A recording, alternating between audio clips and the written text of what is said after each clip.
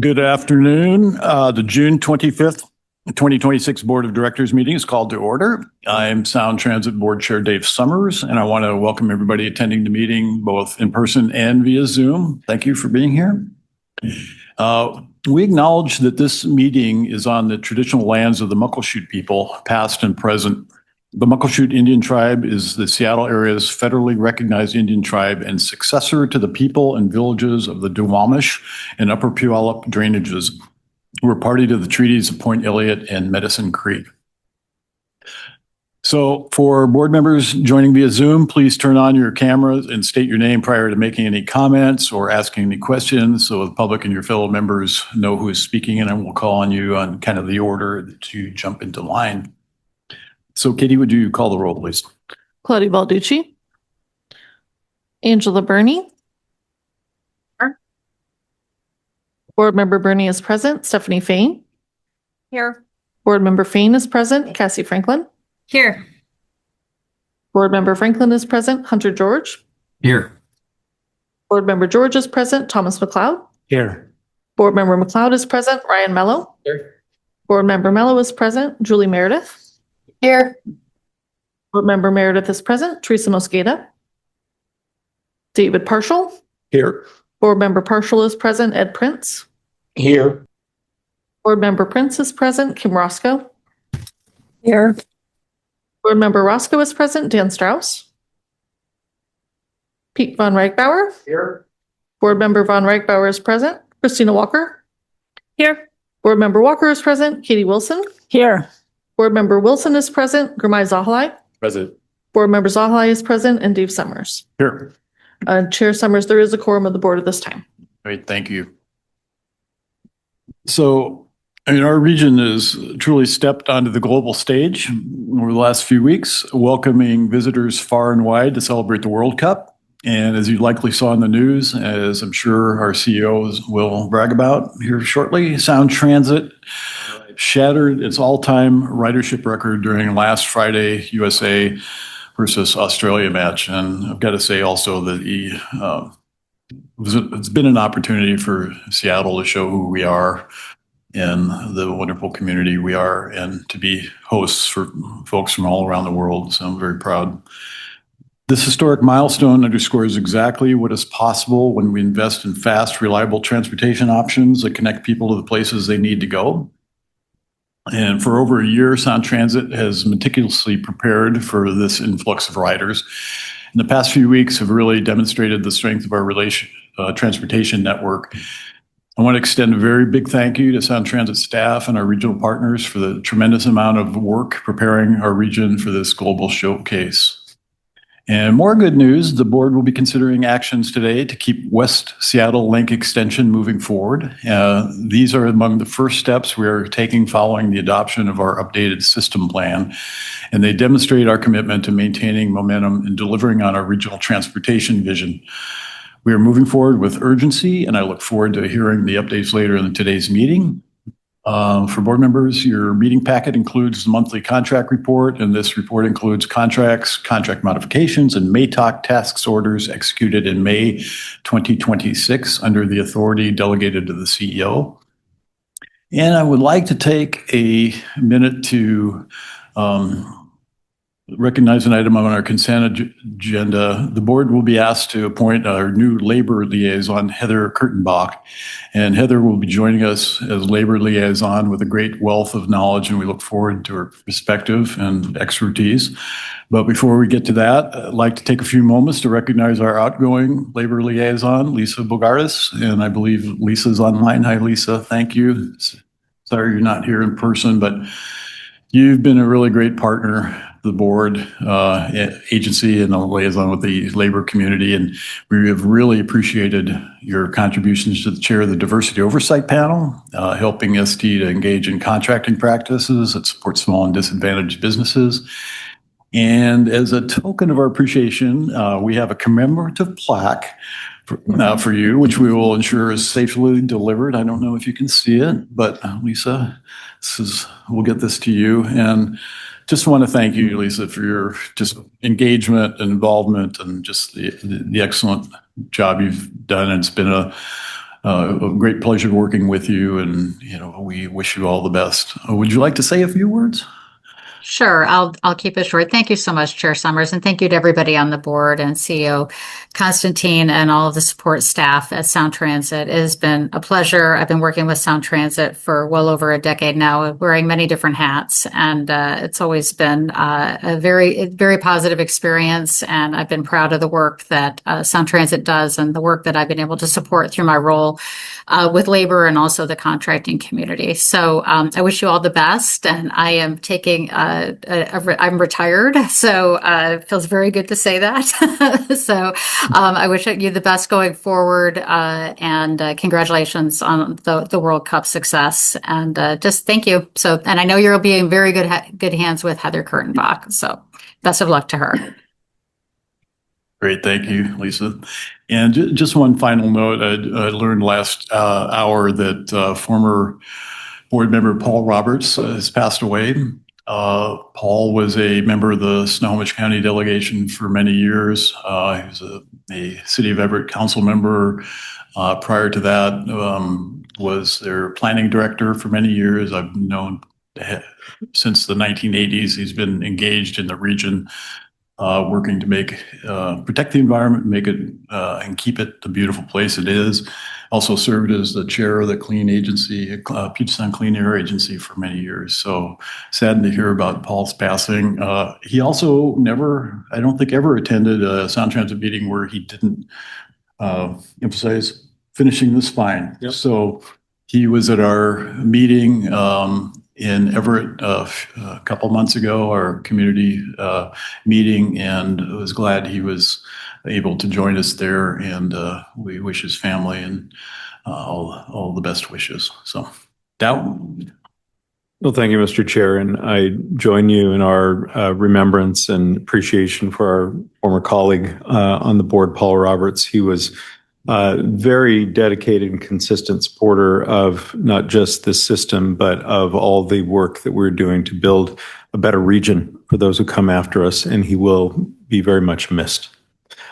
We are now, Mr. Chair, halfway through the 6-match World Cup run hosted just across the street at what is temporarily known as Seattle Stadium. And the returns are, I would say, positive, to say the least. With the eyes of the world on us, our region really has, as you said, put its best foot forward. We've shown up as a welcoming, inclusive, and wildly enthusiastic hub of soccer fandom. In addition to the hundreds of thousands who have attended matches, there have been many times that number at watch parties, fan zones, impromptu get-togethers throughout the region, many of them counting on us to get them where they need to be safely and conveniently. And we've done so while carrying dramatically more people than ever, day after day. Up until a week ago, our record ridership was 225,000. That was on the day of the also very joyous Seahawks Super Bowl celebration. Well, last Thursday, even without a World Cup match, we beat that record of 225,000. We had 236,000 boardings. And then just the next day, as you said, Mr. Chair, on Friday, with both the US v Australia game and the Mariners versus the Red Sox, we set a truly astonishing all-time high water mark when we carried 280,000 riders on light rail alone. And that was accomplished without exceptions. And in this line of work, exceptions mean hiccups. We managed to do it without any downtime, any challenges of that sort whatsoever, and remarkably, without a single complaint coming in through any of our channels, which is astonishing for any day, let alone a record day. And that was accomplished by our outstanding staff. In setting a new ridership bar, they also helped us implement new crowd management strategies. And on game days, you could see those deployed out here on the International District Chinatown platform. But those are going to help us successfully manage future high ridership events. I just want to extend big congratulations to the entire Transit operations team. They are led by Ed Cobine. There are many folks there who contributed to making this happen. In fact, many folks beyond the operations team who contributed to this success, as well as our King County rail partners. This performance has been a testament to the rigor with which we have approached our maintenance program over the past year. You've heard me talk many times, and many of us, about these maintenance windows where we close down in order to upgrade the system. And we made hard choices to do that even as we were heading into World Cup. But that is paying dividends. And we're going to continue that strategy, that discipline, that rigor out into the future. The opportunity to test all that we've been doing in the system expansions and the improved maintenance and all the rest of it with this kind of international gathering is just a remarkable bit of good fortune. And I'm so pleased for our entire staff and our partners that we have met with such success.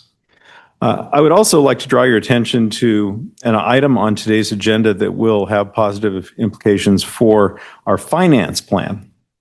Our finance team is constantly reviewing the status of our debt and existing market conditions to identify how we can capitalize on favorable terms. And in this instance, we're going to be refunding at current interest rates debt that was issued a decade ago. We will save taxpayers of the region approximately $23 million by this action on today's agenda. As part of that debt refunding process, we requested that the major credit rating agencies review the refunding bonds, and upon their evaluation, the highly rated new issue will be at AAA and you'll help me, Mr. Finance Chair, with this nomenclature, but AA1. So we maintain our top-notch bond ratings. The rating gives us access to the best possible terms when issuing debt, and also confirms the market's trust in our ability to deliver on these commitments. It's exactly the type of proactive strategic management of our debt program that will allow the agency to successfully deliver the entire ST3 program in a responsible, sustainable fashion. So thank you to the finance team. They'll be sharing more details later in the meeting. And finally, Mr. Chair, I'd like to join you in thanking Lisa Bogardus. Lisa was appointed as the board's labor liaison in November 2024. She served until her retirement last month. In my previous role as board chair, I made creating that labor liaison position a priority, and it was very important in us strengthening our relationship with our labor partners and increasing trust and transparency. In her role as Assistant Executive Secretary of the Building and Construction Trades Council, we've had a partner in supporting the creation of thousands of living wage jobs thanks to regional transit investments. Lisa was also a member and eventually chair of the agency's Diversity Oversight Committee. And she did that for over a decade. And in that role, she's helped strengthen the committee's effectiveness, accountability, and engagement in support of more equitable outcomes for the communities Sound Transit serves. So my personal thanks to you, Lisa, for your extensive contributions to Sound Transit and our region, and best wishes in your retirement. And finally, Terry Mestiz, our Deputy CEO and Chief Capital Delivery Officer, will be departing the agency early next month. In just a little over 2 years, she has had a profound impact on the agency. She's instituted reforms that will benefit us for years to come, including the implementation of the MATOC contracting approach, an emphasis on partnering with historically underutilized businesses and delivering our projects, and truly elevating our standing with industry partners as we continue the work of being an owner of choice. One of Terry's most impactful legacies at Sound Transit will be the deep bench of talent that she recruited. These leaders will be the ones who carried the legacy forward, helping deliver the next phase of transit investments. So thank you, Terry, for all that you have done for the agency and the region. And thank you, Mr. Chair. That concludes my remarks. Perhaps Terry wants to speak in her own defense. I'll get in a minute. Terry, I just want to thank you also. You really came to us at a really critical time. Your work really strengthen our capital programs. Great. Thank you so much. A lot of stuff in 2 years, wild 2 years, but we wish you the very best in your future endeavors, and thank you. So now you can have the floor. Thank you, Chair Summers. Thank you, CEO Constantine. I just wanted to take a minute to express my sincere gratitude for the opportunity to serve this board, the agency, and the region. It's truly been a privilege to work alongside such dedicated leaders, an incredible staff, and wonderful partners, people who are committed to improving mobility and connecting our communities. I am truly grateful for the trust and support that I've received through my time here, and just grateful to be part of the journey of Sound Transit, and I know there'll be continued success. Thank you. Okay, so we're going to move on to public comment. The board welcomes public comment as an important part of the public process, and comments are received and considered by the board in its deliberations. So board members have received written comments submitted before the meeting, and I'll ask Katie to read the names and summaries of those written comments. The board's received comments from an unnamed commenter praising a security guard for providing above and beyond service to a frustrated passenger navigating from SeaTac to Chinatown. From Lynn Haney, providing supplemental material to address administrative developments and staff disclosures that emerged during the property acquisition discussion at the June System Expansion Committee meeting. From Martin Westerman, calculating the West Seattle Link Extension investment project to $3,000 cost per rider compared to a Metro bus $15 per rider, and emphasizing the board's responsibility towards stewarding public funds.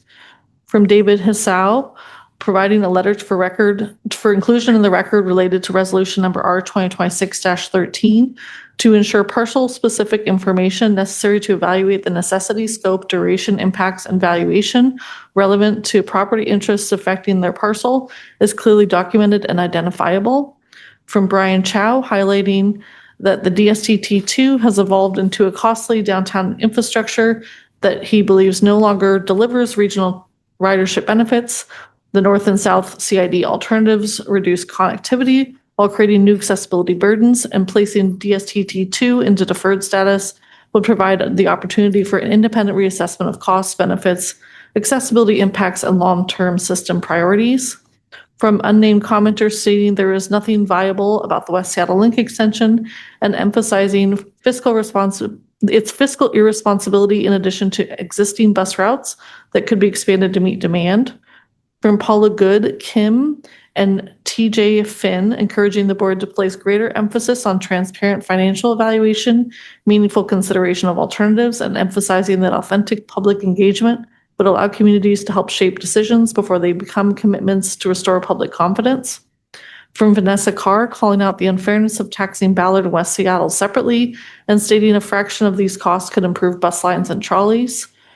From Donna Popich, Candace Shattuck, Margaret Federick, Marilyn Kennel, Jan Roberts, Martin Westerman, Paula Good, and T.A. Skidmore, urging the board to vote no on motion number M 2026-21 and require a higher level of accountability, transparency, and public input to include the option of no build.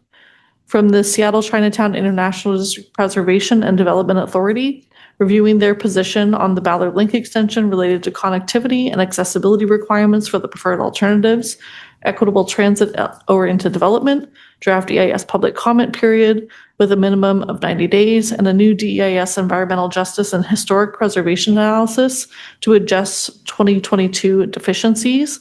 And finally, from Betty Lau, listing examples and experiences of why the CID community has no trust in the agency, ranging from station rebranding to alternative route studies, such as the 4th Avenue alternative, not listing benefits or advantages. And Chair Summers, we also have 14 people signed up for in-person public comment and 2 people signed up for virtual public comment. Thank you. All right, following the meeting, the comments provided in writing will be posted on the Sound Transit website so the public may view them. Before we take verbal public comment, I want to review our ground rules for in-person and virtual public comment. First of all, with 14, we'll do 2 minutes each. All comments must be germane to the agenda items. Speakers should not make introductory statements and should avoid derogatory remarks, profanity, or personal attacks. Speakers should also refrain from comments related to a political campaign or statements for or against a candidate or ballot measure. Speakers should not engage in conduct that disrupts, disturbs, or otherwise impedes the orderly conduct of the meeting, including conduct that is not germane to the board's agenda or work. This is the only warning speakers will receive. If these rules are not followed, I will ask for the microphone to be turned off, and I appreciate your adherence to the rules. So we'll begin with comments from people here in the Ruth Fisher boardroom based on the order in which they signed up to speak. So, Katie. I'll ask the first three speakers to please come forward. Lynn L. Haney, James Haney, and followed by Sam Jane. When you come forward, before you speak, please press the button at the base of the microphone so the green light comes on.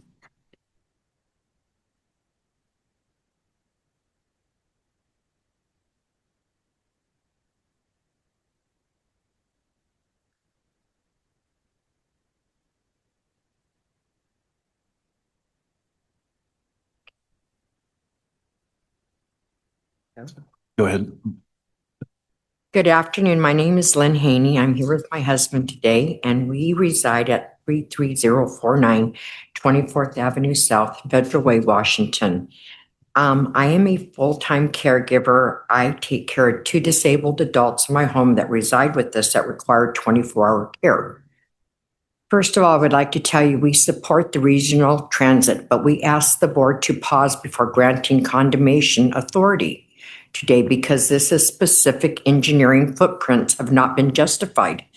The proposed 1,000-foot sidewalk connects to no existing pedestrian network and serves no sound transit facility. It sits opposite the rail line fronting only 6 occupied homes. It is a sidewalk to nowhere, apparently driven by the city permit condition rather than a transit. This would block my driveway for years, losing critical front door access required for 2 disabled adults that we care for in our home. At this point, we're asking if you could at least just take time to realize that we have lived in our home for 26 years and that there are 6 other residents that live on our street. And if you actually took a circle and circled around 6 individual homes and put a straight line through, there's no reason for the sidewalk and for our home to be destroyed. We have to have 24-hour parking. Our driveway would be tore up. It would completely destroy everything that we've worked so hard for. I thank you very much. Thank you.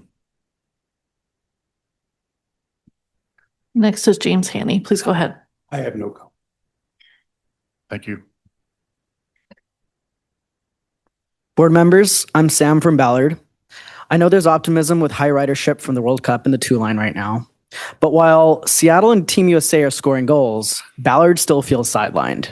People in our neighborhood don't see Sound Transit as positively because we voted for ST3 a decade ago and have been paying for it since. Now that the projected highest ridership line is deferred, now not building Ballard Link as soon as possible betrays not just Ballard, but all of Seattle. That's how our community feels. Ballard deserves better. Please stop moving the goalposts, commit to a firm construction start date. And we even recommend you to hold a Ballard town hall so residents can hear directly from ST leadership, ask about scheduling impacts, understand how our tax dollars are being spent. Transparency at the end of the day repairs ST's image. Please don't leave us asking, why do you build me up, Buttercup? Just to let me down. Please give us a date, give us a town hall, give us respect. Thank you. Thank you. The next 3 speakers are Betty Lau, followed by Brian Chow and Jason Weil.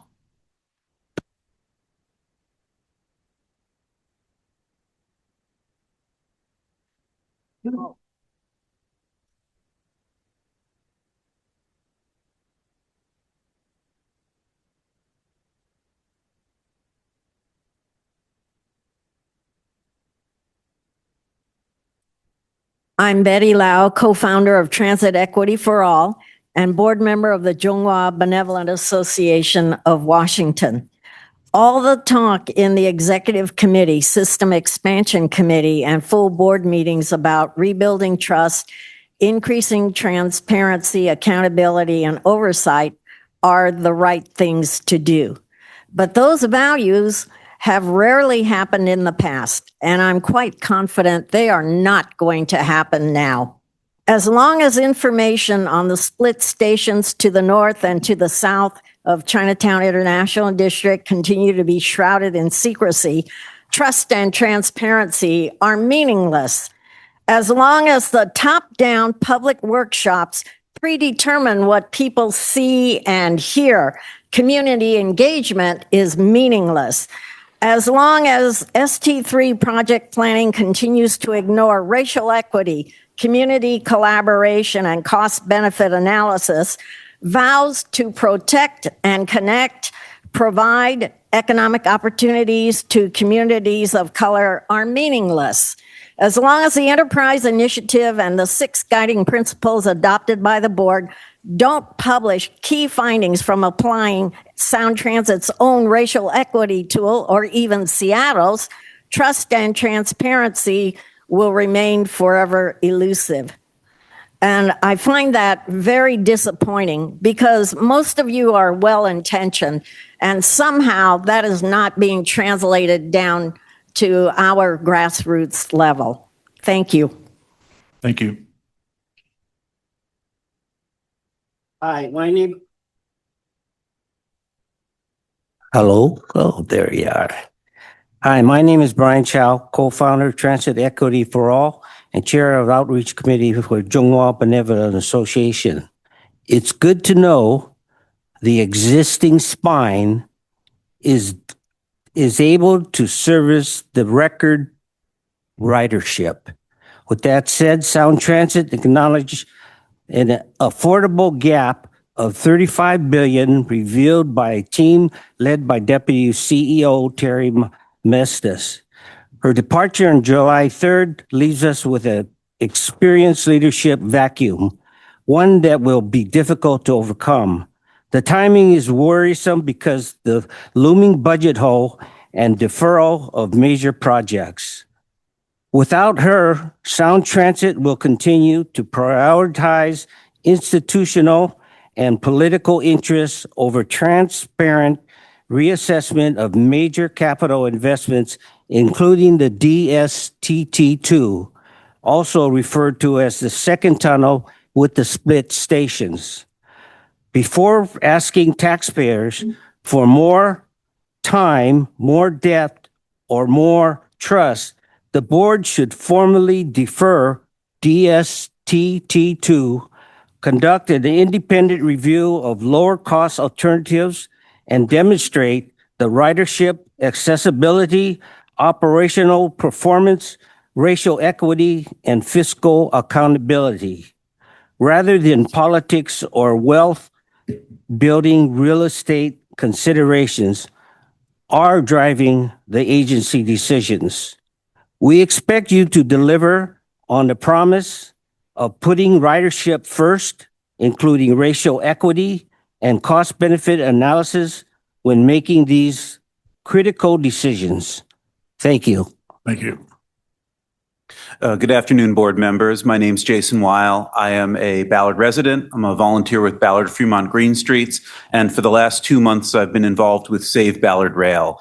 Last month, just a day after the big meeting in this room, Sam, who spoke earlier, and I volunteered at a Ballard FC soccer game to talk to largely local residents about the state of Ballard Rail. And what we heard was not good. A lot of people venting, a lot of people very disappointed. It really goes to a diminishing sense of trust in Sound Transit.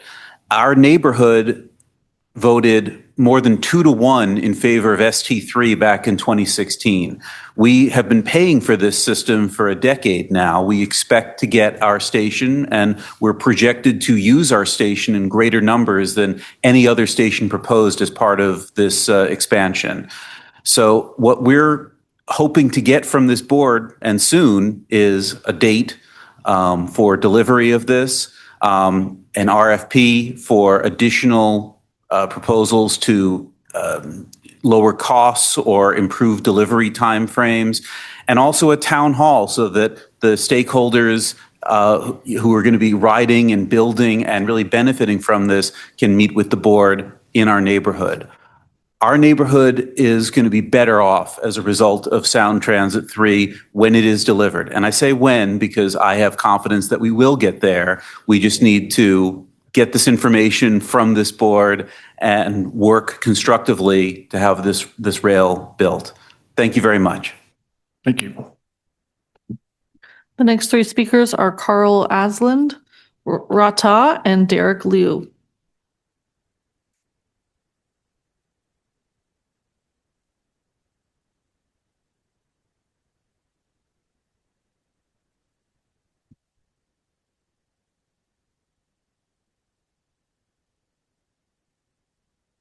Hello. As with Jason, I also have been at some of the Ballard FC and Salmon Bay FC games, and it really is a wonderful chance to talk with our community, and not only that, to see other teams.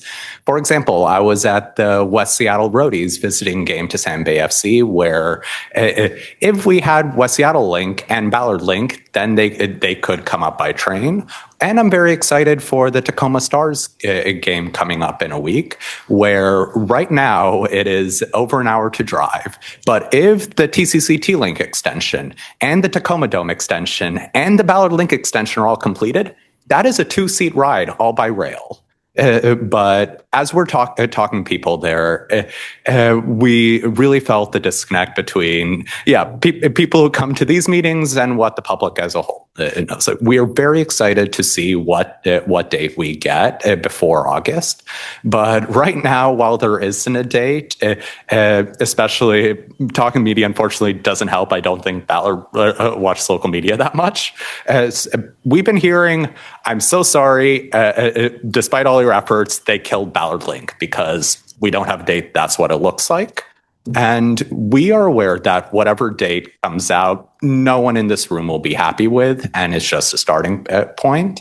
But as was agreed in the last resolution, for major milestones, we could get a public forum from Sound Transit to explain these things, and we could all get to work on how we can make things happen faster. It's wonderful that we got the commitment to an RFI before December, but they don't take that long to write. How about we get one next month? We get things moving as fast as possible. Tukwila got some promises by February, but why not earlier? We really want to see everything built as fast as possible. Thank you for moving things along. Yeah, thank you. Hello. Hey. Hello, my name is Rata. I'm the Chinatown International District Organizer for Puget Sound Sage. I'm part of the Great for All Coalition that supports the North and South Preferred Alternative. I'm here to speak against the Fifth Avenue South build option. We've been through the Enterprise Initiative. We're looking to pinch pennies. As a neighborhood that's known for its deals, who people should visit during the FIFA game, please. Match games, I know people avoid the neighborhood during match games, but come to the neighborhood, help us out. We understand how attractive the Fifth Avenue option is, but you should know that the International District is against the Fifth Avenue South option. It's a supermajority. I'm not talking about like a 51% supermajority. I'm talking overwhelmingly. It's almost like a 95% majority of the neighborhood that's against the Fifth Avenue option build. As a historic working class neighborhood whose cheap labor was used to build up the city, we're made of many fractures and factions. Heck, we can't even agree on a proper district name. So you have to understand what it means when the whole neighborhood does not want the Fifth Avenue build option. Thank you. Thank you. All right, and Derek Liu, if you're present, please come forward. Followed by Thomas Joseph and Hannah Kowuska and Greg Cannon. If you're present and would like to give comment, please come forward. Again, Thomas Joseph, Hannah Kowuska, and Greg Cannon.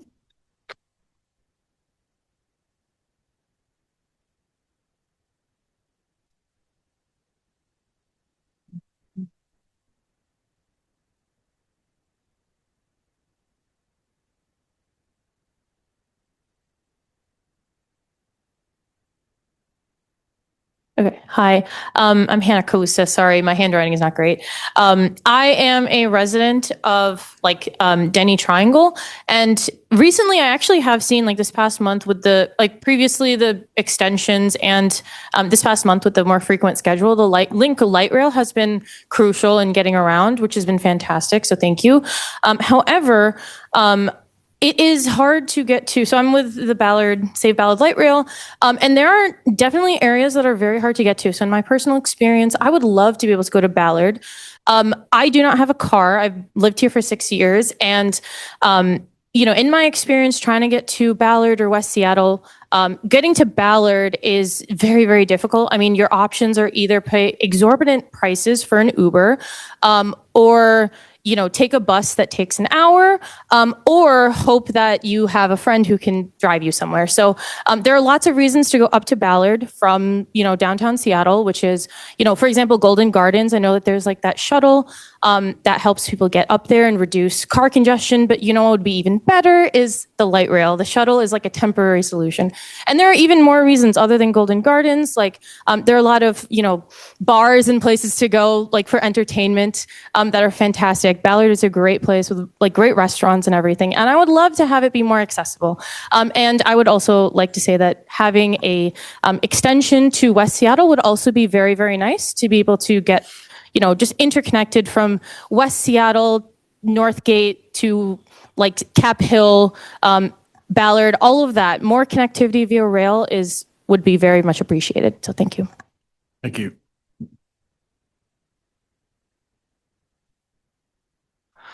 Hi, my name is Greg Cannon. I don't even live in Ballard, but I would like to comment on Ballard Link Extension anyway. Ever since the 2 line opened up, I've never visited the east side more. And I also concur that it's hard to get to Ballard. And if it was easier to get to Ballard, it would certainly increase activity in the area, increase business revenue, all of that good stuff. But at the moment, it is deferred. We don't have a date. There's memes online about Ballard 2066 because people think it's dead. People here hosted a funeral a few weeks ago.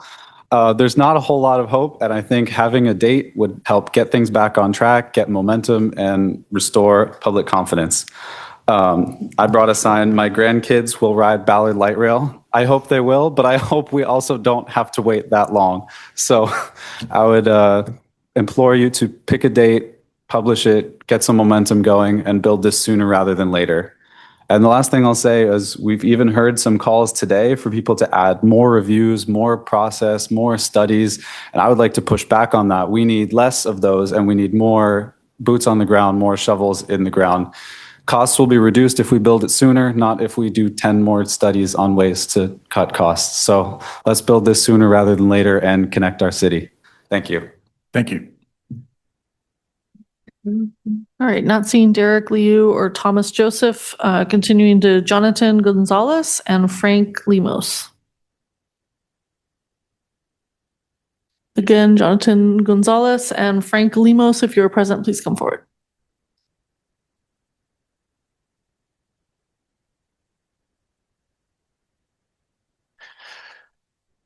Hello, my name is Jonathan Gonzalez. I'm an organizer with Save Ballard Rail. I guess I wanted to start with just thanking the board for giving such vocal and enthusiastic support for Ballard. I know when we started Save Ballard Rail, it really felt like it was dead.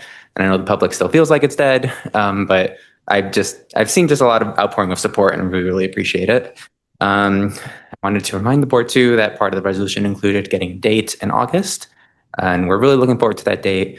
We understand that date might not be nice. We would appreciate a date range. We would love to see how we can possibly get to, I know 2035 is going to be probably impossible, but as close to 2035 as we can, because that was originally promised. And we're very happy to work with you and our representatives in Olympia to get the tools needed so that we can build it on time or as close to on time as possible. And to that end, in the resolution, we saw in the language about getting a public forum. And we really think, we don't know what key milestones mean, but certainly a date or a date range for Ballard sounds like a key milestone and something that I think the community would really appreciate the opportunity to hear directly from the board or from Sound Transit about why the date's what it is and what we can do to move forward, and also the opportunity for the community to connect with the board and let y'all know how we feel, and hopefully they'd be really nice, because I'm sure they will be. But Yeah, I think, oh yeah, one other thing was the RFI. I know that the RFI has a deadline of December. As Carl mentioned, RFIs can be done much quicker than that. And if we can get it done earlier, I think that would be better for just starting to get some feedback and see how we can build everything sooner. Thank you. Thank you. Good afternoon, Chair and members of the board. My name is Frank Lemos, and I'm speaking on behalf of the National Association of Minority Contractors of Washington. I'm also a national board member of this organization. It's been around since 1966. We understand Terry Mestas is moving on, and on behalf of NAMAC Washington and the state's minority business community, we wanted to be here to thank her. One of Terry's lasting accomplishments, as mentioned earlier, was advancing Sound Transit's MATOP program, opening the door for small, underutilized minority-owned Washington firms to have access to this agency's work, specifically in the architecture and engineering space.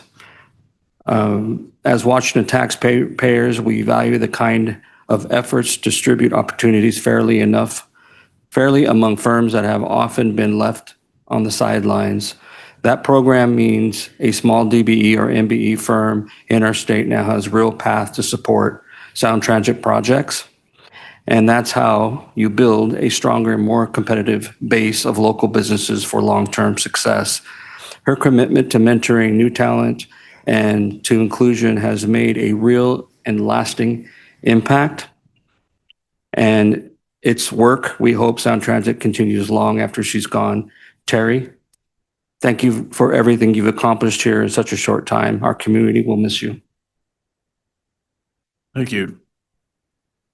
Chair Summers, that's everyone who signed up for in-person public comment. We do have 2 people signed up for virtual public comment. Okay, so we'll turn to comment via Zoom, which is our virtual meeting platform. And I'll ask that when your name is called, please raise your hand using the raise hand function in Zoom. And you will receive a message allowing you to unmute yourself when your name is called. And you will need to unmute yourself when you receive this message to be able to comment. If you're joining meeting by telephone, press *9 on your phone so you can be identified. And then you will be instructed how to unmute yourself in order to give comment. So go ahead. All right. The first person is David Hsiao. I apologize if I mispronounced your name. Please go ahead. Hi. Good afternoon, chairs and members of the board. My name is David Xiao, and I'm the property owner of parcel number 797-880-0581, identified as right-of-way OMF 107 under Resolution R 2026-13. My concern is that the parcel-specific record for OMF 107 is still not complete enough to allow meaningful evaluation of the necessity, scope, duration, impacts, and valuation of the proposed property interests.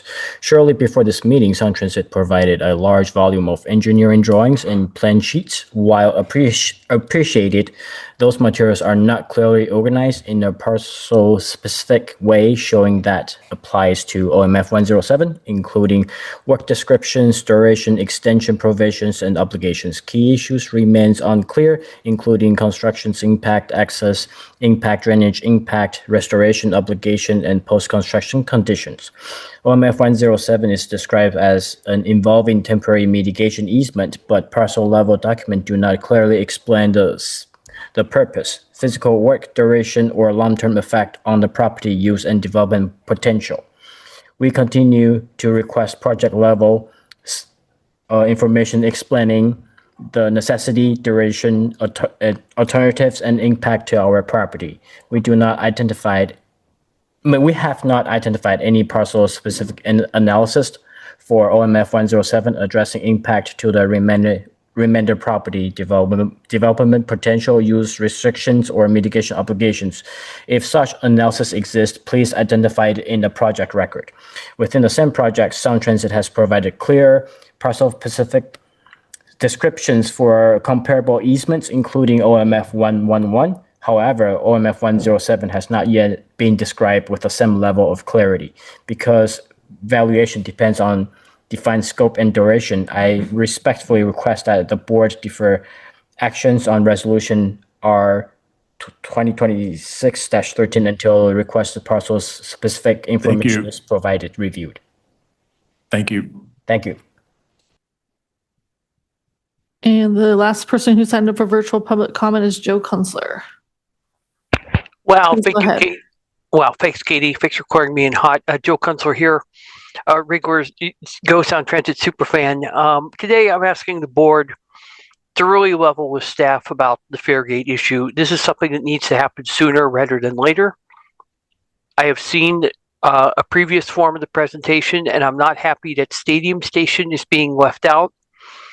I understand that it's an at-surface station and there are some technical issues, but I don't think Sound Transit has a right to make excuses, but to find solutions to problems. After all, this is a transit agency that put Sexy Light Rail on a floating bridge. I'm sure you could figure out how to harden a at-surface station and have fare gates.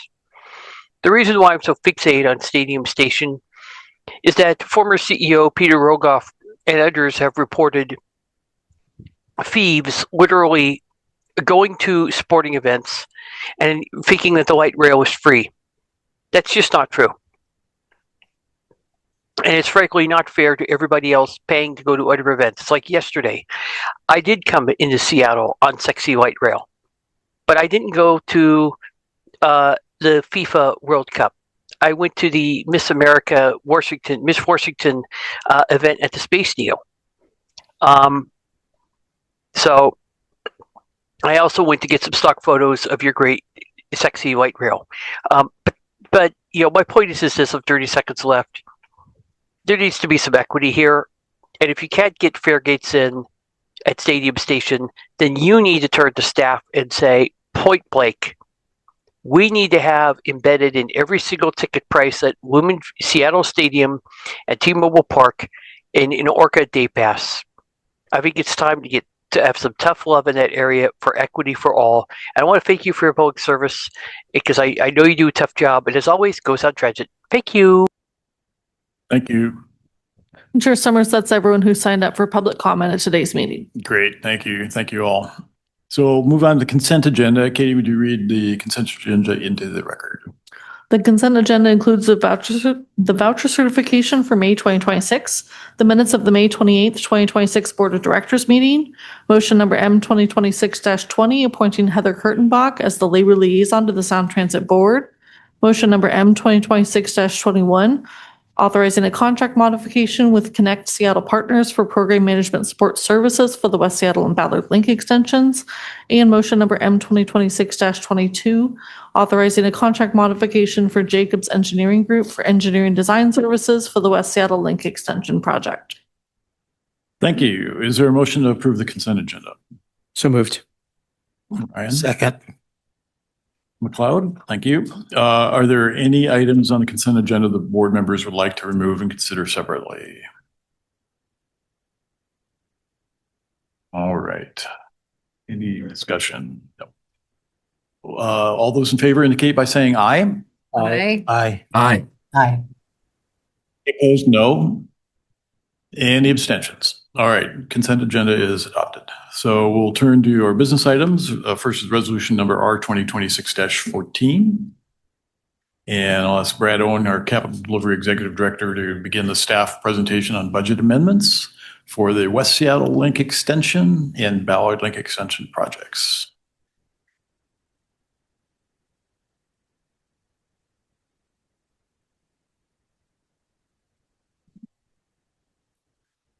Good afternoon, Chair Summers and members of the board. My name is Brad Owen, Executive Director in Capital Delivery overseeing West Seattle and Ballard Link Extensions. I am joined by Ryan Fisher, Executive Director in our Finance and Business Administration Office.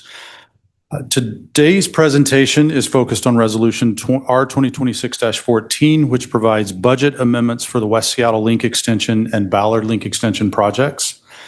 I want to acknowledge at the outset of this that the related contract actions were on the consent agenda that was just voted upon. Motion 2026-21 authorizes the Program Management Support Services, or PMSS contract, which supports both Ballard and West Seattle. And then motion 2026-22 authorizes the West Seattle Link Extension Engineering Design Services Phase 2 contract. So those contract actions are still contingent upon approval of this budget resolution before you today, which provides the authority, the budget authority necessary for those actions, as well as related third-party commitments, some sustainability work, permitting support, and other key activities needed to advance the projects. Next slide. Before discussing the amendments, I want to emphasize that our cost-saving work continues. Following the board's directive in Resolution 2026-11, we continue to evaluate both programmatic and project-specific opportunities across the portfolio. This work focuses on improving our affordability while maintaining project outcomes, passenger experience, operational performance, and long-term system value. This work continues along the projects for Ballard, Tacoma, Everett, Sounder, OMF North, and across the entire portfolio. Next slide. Next slide. Apologies. As a reminder, the West Seattle Link Extension adds approximately 3.9 miles of light rail service and 3 stations in Soto, Delridge, and West Seattle. The project will create direct and indirect jobs, which we will begin reporting on as we move into construction. It also improves transit service frequency, reliability, and facilitates future expansion to the south. Next slide. The Ballard Link Extension adds nearly 8 miles of light rail service, including a new light rail only downtown tunnel and up to 9 new stations from International District Chinatown to Ballard. Project improves regional mobility by increasing connectivity and capacity. And as noted on this slide, the updated system plan adopted by the board funds completion of planning and design for the entire alignment. Next slide. This slide summarizes the West Seattle Link Extension project cost estimates. These are in 2025 dollars, and it shows the progress made through the affordability and design to budget work over the past few years.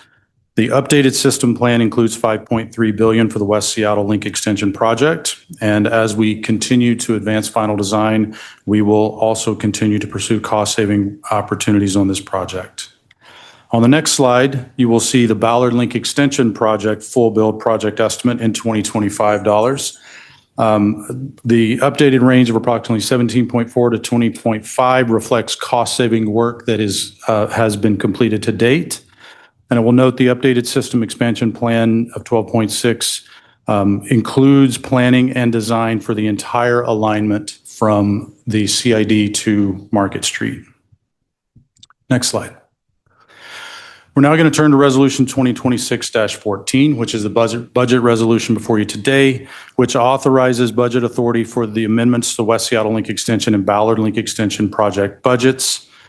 On the next slide, you will see a detailed breakdown of the budget amendments by project and by scope. So starting with Ballard in the middle, the requested budget amendment is $16.4 million approximately. This funding is entirely associated with the PMSS contract extension with Connect Seattle Partners and supports the next phase of planning and design work, including ongoing cost savings.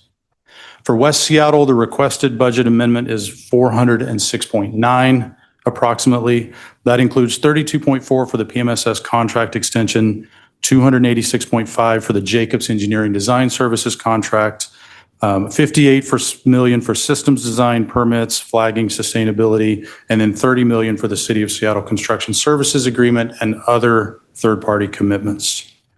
Together, these amendments provide the budget authority necessary to advance final design and prepare West Seattle for construction while continuing environmental planning, design, and cost-saving work for the entire Ballard alignment. With that, we are happy to take questions. The question is from board members.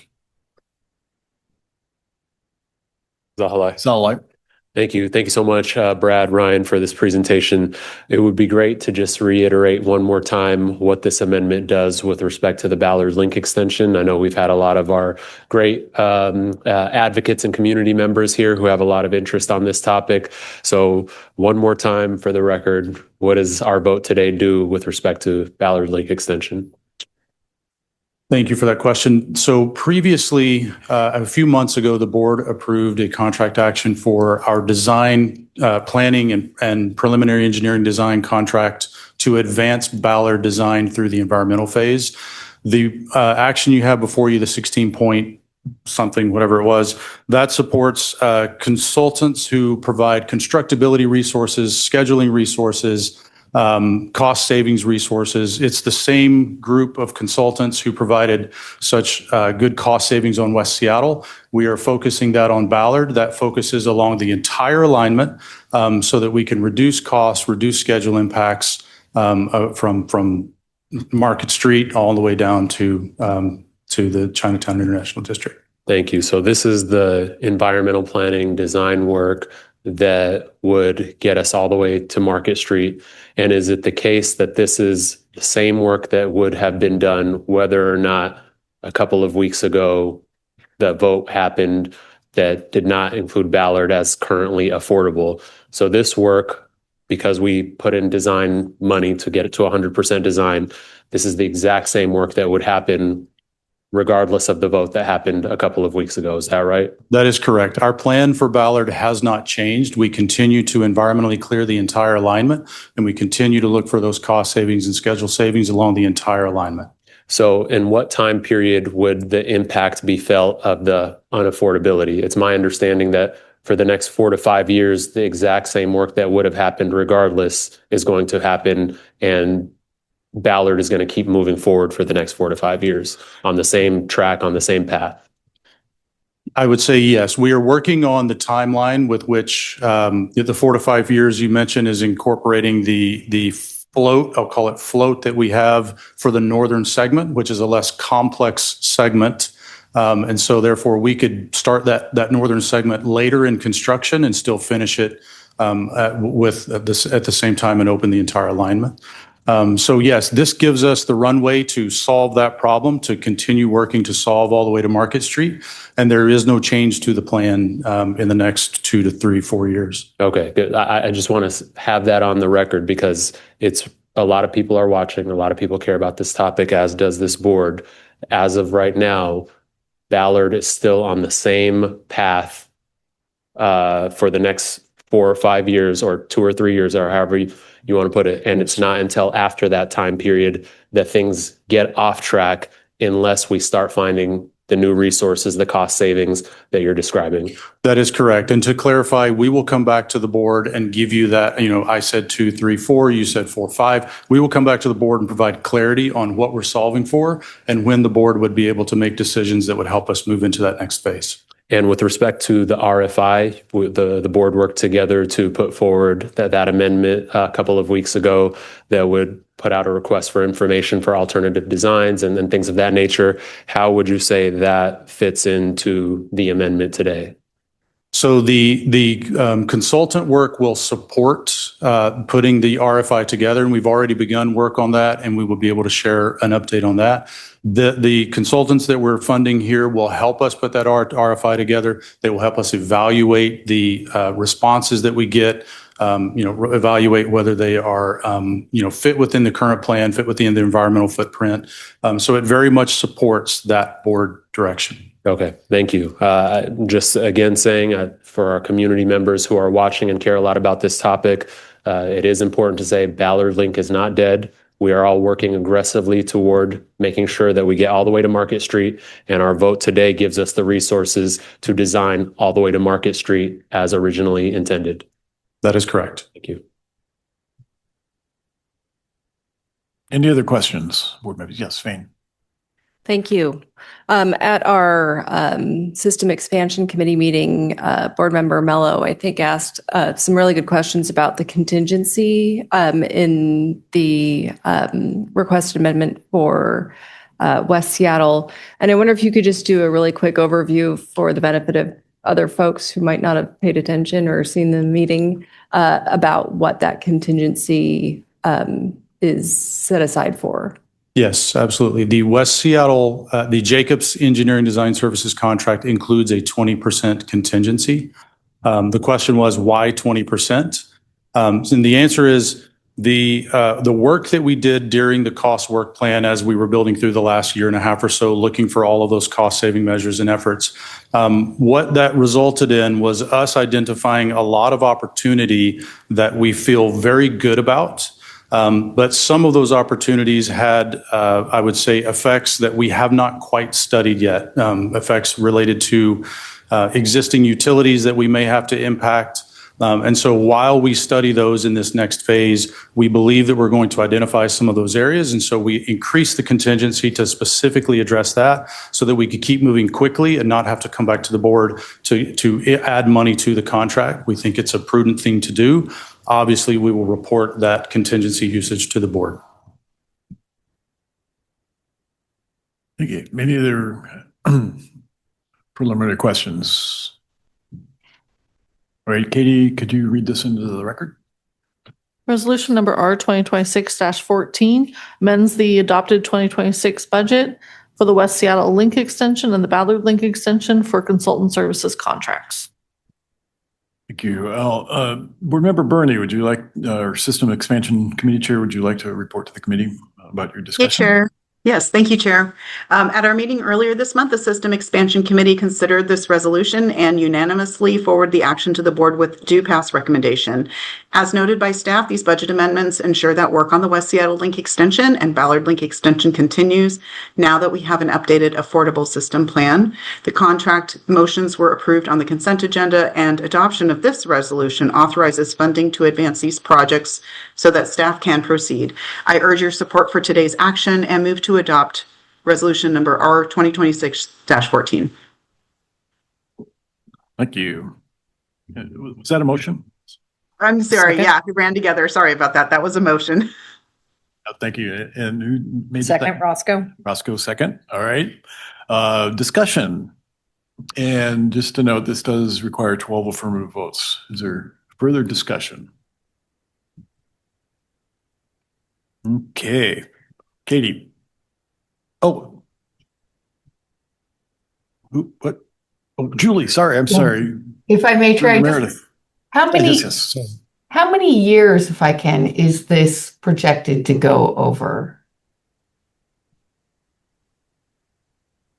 There are two separate, it's a little complex because for the PMSS, it's roughly 12 months for West Seattle, and then an extension through the environmental phase for Ballard. So it's a different timeline depending on the project. For the design contract for West Seattle, it is, I believe, 22 months of duration.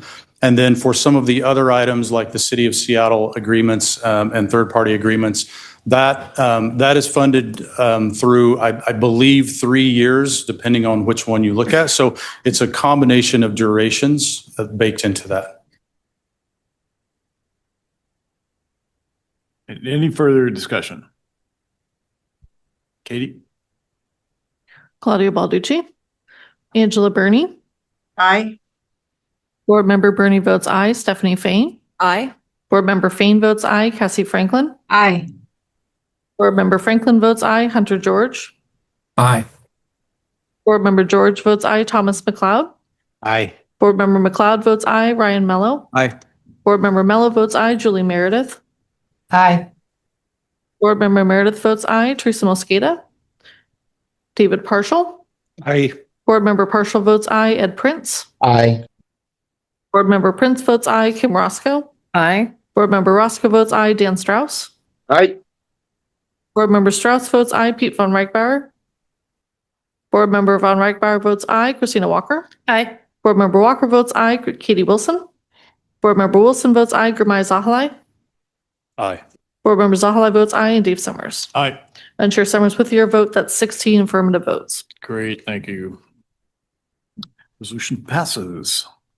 So, Board Member Bernie, would you like to introduce the action on Resolution R 2026-15? Thank you, Mr. Chair. The resolution before us would transfer roughly $17.5 million from system expansion projects now in revenue service to the environmental mitigation monitoring project. Ordinarily, these transfers are made as part of the annual budget process as a project nears closeout after opening for service to the public.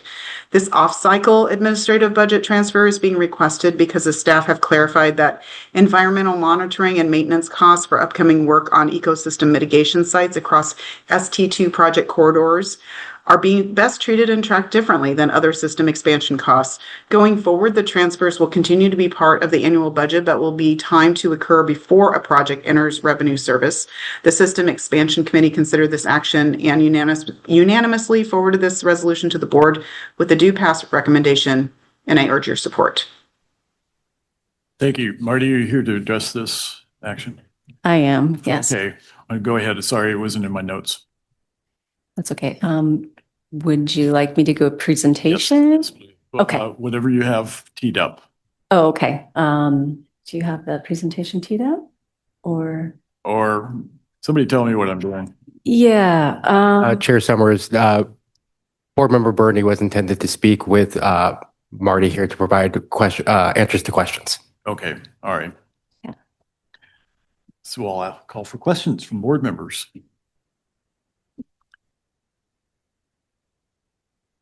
Any questions? All right. So let's read this into the record. Resolution number R 2026-15 authorizes an environmental mitigation monitoring budget transfer. All right. So, Board Member Bernie, you want to make a motion? I move to adopt resolution number R 2026-15. Thank you. Is there a second? Second, this is Roscoe. Second by Roscoe. Discussion. Board member discussion. Anyone? Questions? Roscoe. Chair, I'll just say that we did discuss this at SEC and moved it to the board with a do pass recommendation. Thank you. All right. Any further discussion? Katie? Claudia Balducci. Angela Burney. Aye. Board Member Burney votes aye. Stephanie Fain. Aye. Board Member Fain votes aye. Cassie Franklin. Aye. Board Member Franklin votes aye. Hunter George. Aye. Board Member George votes aye. Thomas McLeod. Aye. Board Member McLeod votes aye. Ryan Mello. Aye. Board Member Mello votes aye. Julie Meredith. Aye. Board Member Meredith votes aye. Teresa Mosqueda. David Partial. Ed Prince. Aye. Board Member Prince votes aye. Kim Roscoe. Aye. Board Member Roscoe votes aye. Dan Strauss. Aye. Board Member Strauss votes aye. Pete Von Reichbauer. Aye. Board Member Von Reichbauer votes aye. Christina Walker. Aye. Board Member Walker votes aye. Kitty Wilson. Board Member Wilson votes aye. Gurmai Zahalai. Aye. Board Member Zahalai votes aye. Dave Summers. Aye. And Chair Summers, with your vote, that's 15 affirmative votes. Thank you. The resolution is adopted. Thank you. So we'll move to resolution R 2026-16. I'm going to ask Jeff Clark, our Controller Executive Director, to begin the staff presentation. This is an action to refund portions of bonds.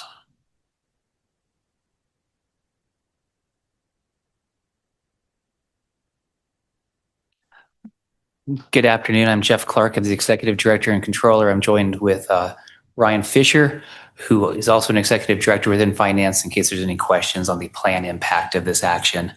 We're here today to request the board's approval of a debt action. We informed the FAC of the opportunity to refund approximately $200 million of outstanding bonds at the May FAC meeting, and we are here today to answer any questions that you may have. The agency has executed a number of board-approved debt activities, including refundings over the last few years, and staff continually monitor the debt portfolio and the market for opportunities to both reduce costs as well as expand our financial capacity.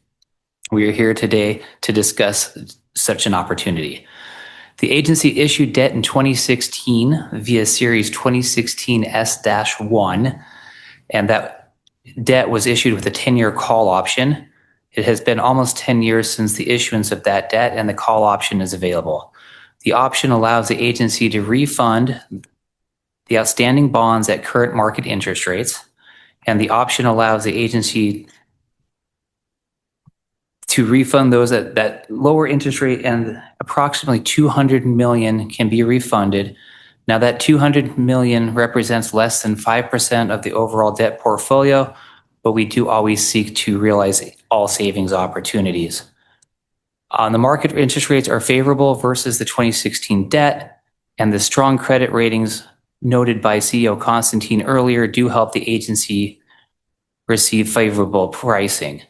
Refunding the debt decreases the debt service costs while not changing the total amount of outstanding agency debt. This is represented in the chart. If you look at the lower left of the slide, the original debt service is represented by the blue bars, and the new lower amount of debt service due to the lower interest rate is represented by that green line. And if you take the area above the green line, we project the net present value of the savings to be roughly $23 million.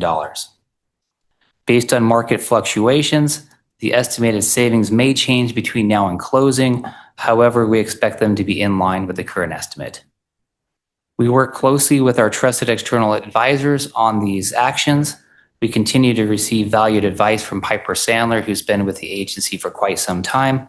And this deal is being underwritten by Bank of America Securities with participation from both JP Morgan and Barclays.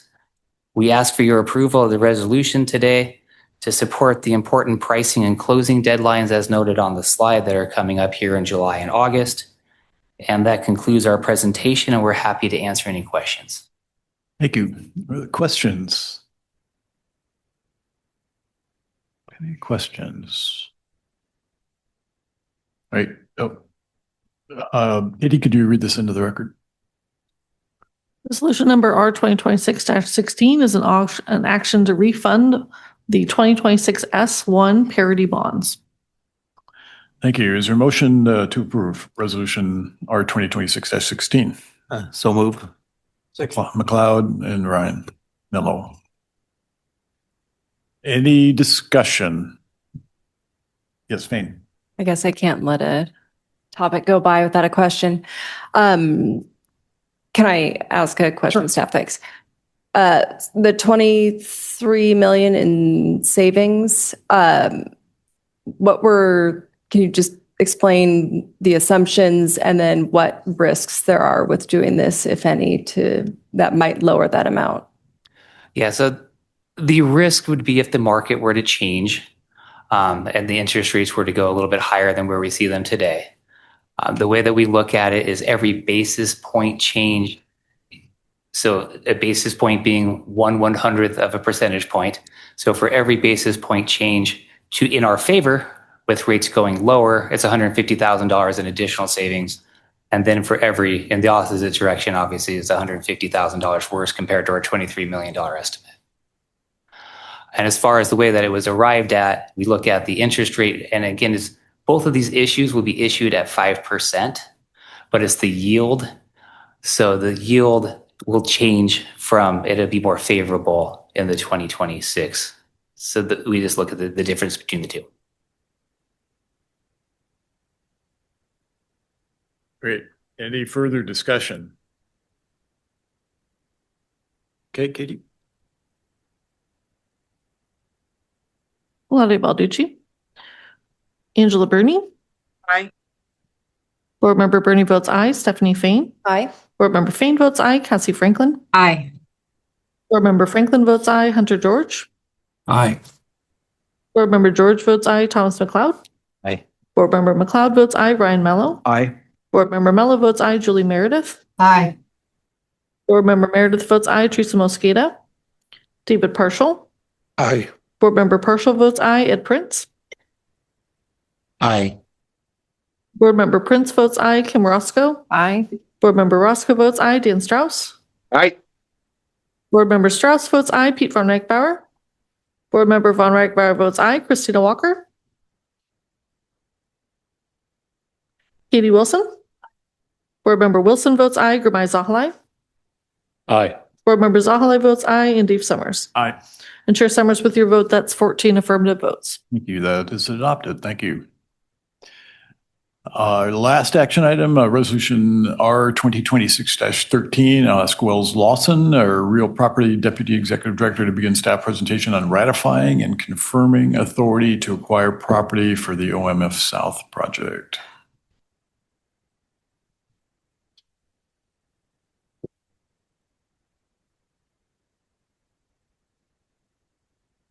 Good afternoon, Chair and board members. My name is Wells Lawson, Deputy Executive Director over Real Estate here at Sound Transit.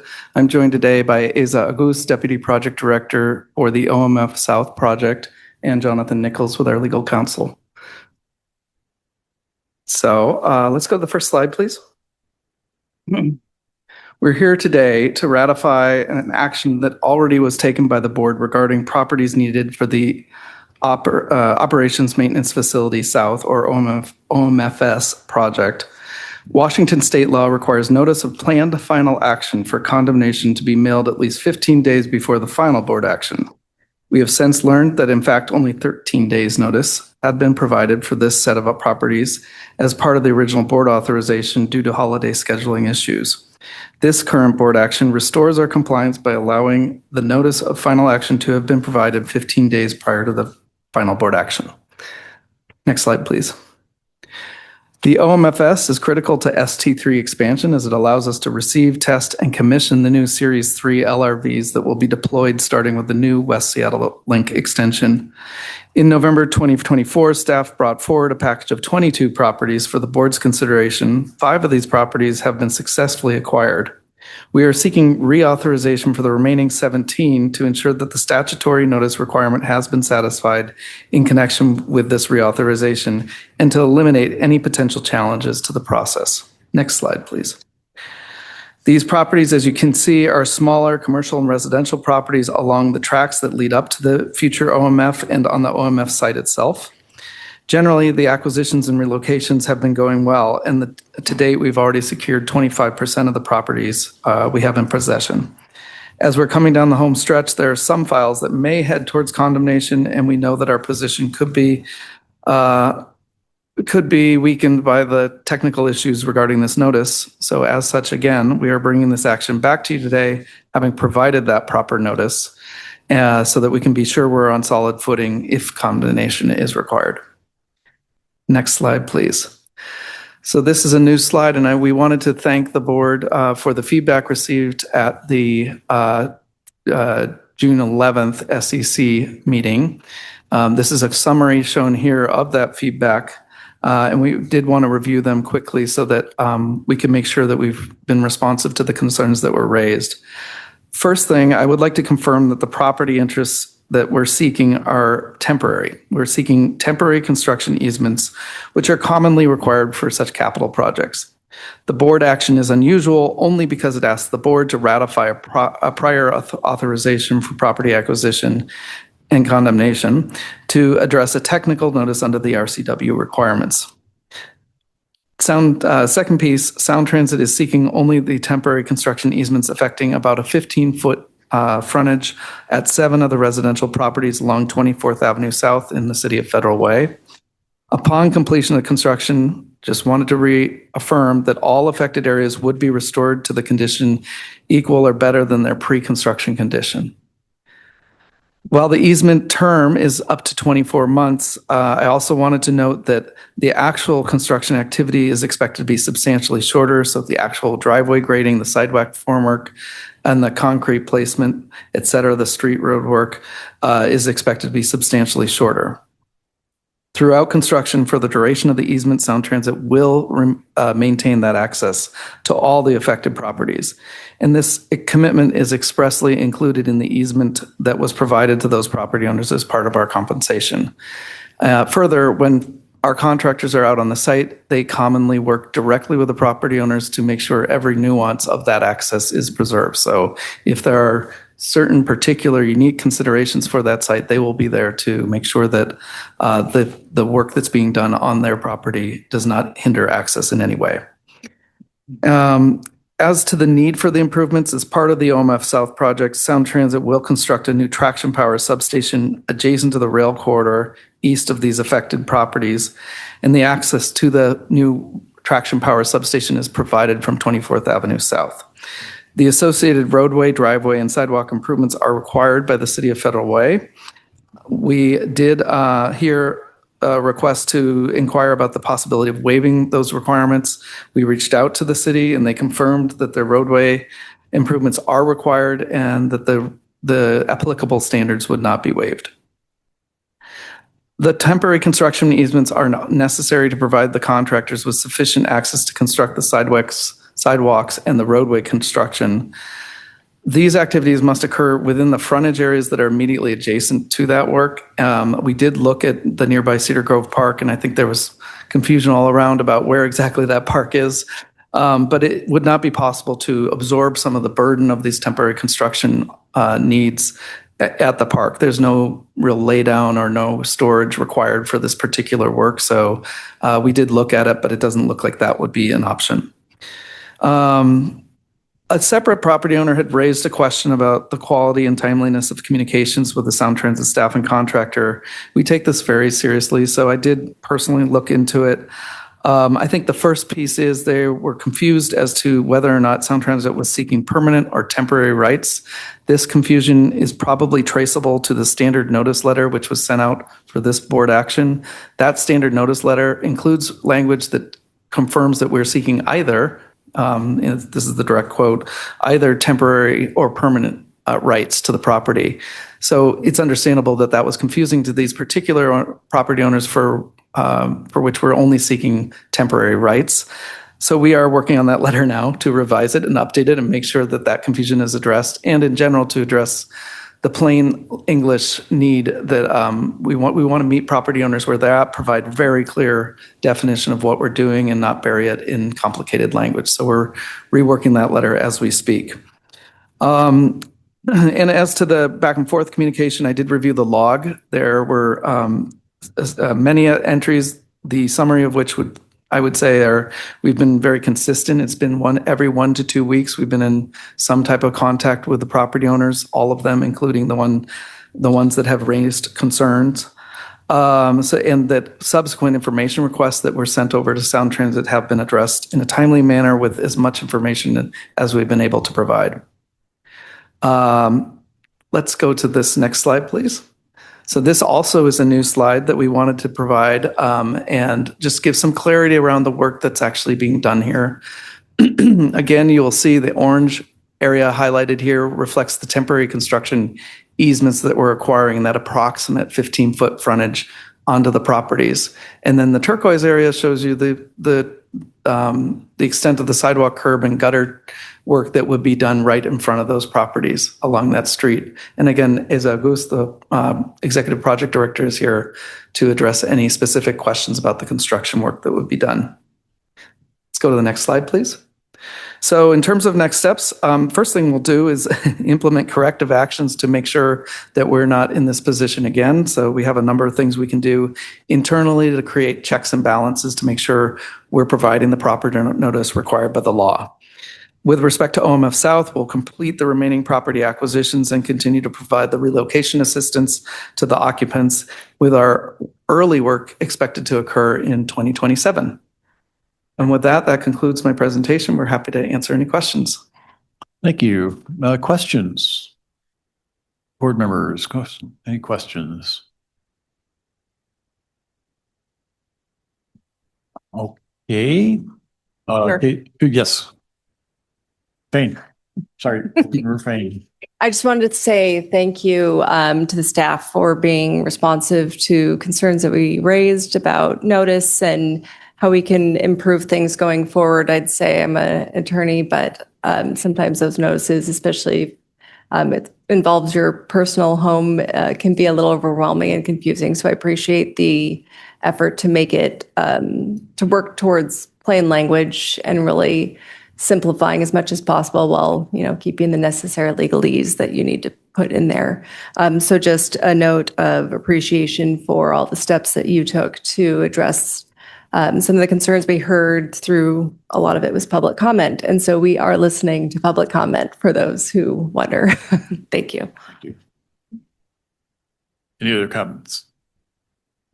I have Okay. comments, but they can come now or after the actions before us. At your pleasure. Okay, I'll go for it. I just wanted to, yes, as Board Member Fain recognized, we had a good discussion at the SEC meeting. And I actually don't want to get ahead of the chair of the SEC, so I think I'll go ahead and let her introduce. I'm sorry. After what she said. I'm sorry you've used your time. All right, Katie, would you read this into the record, please? Resolution number R 2026-13, ratifying as an action ratifying and confirming the authority to acquire real property interests required for the operations and maintenance facility south project. Great. So I'll ask Board Member Bernie, our System Expansion Committee Chair, to report on the committee's discussion on this.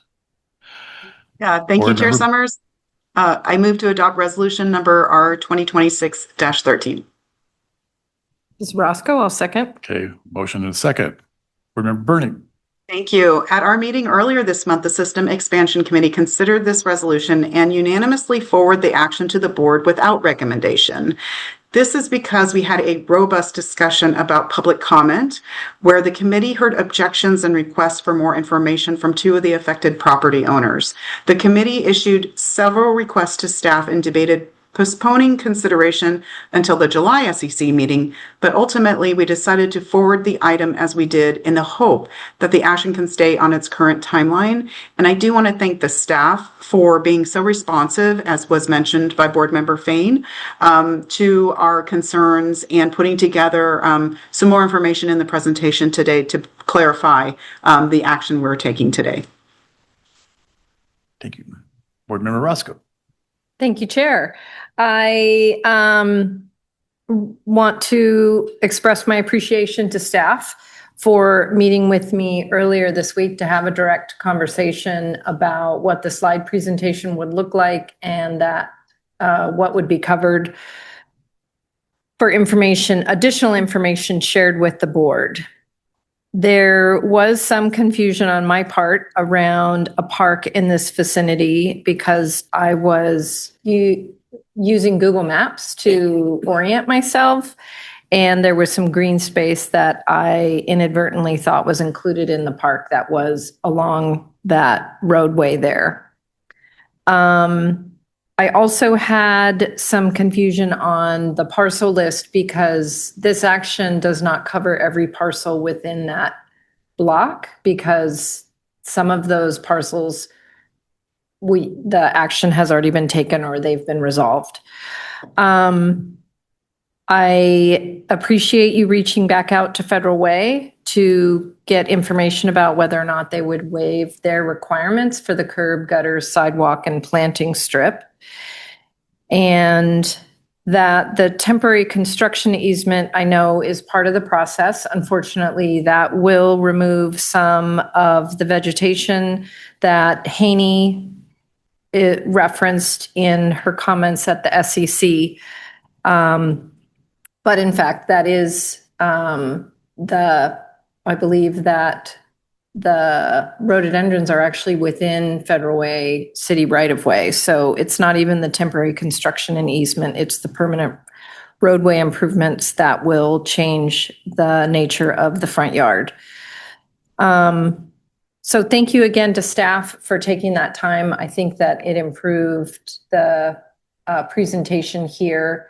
And we did have those two property owners again speak directly to the board.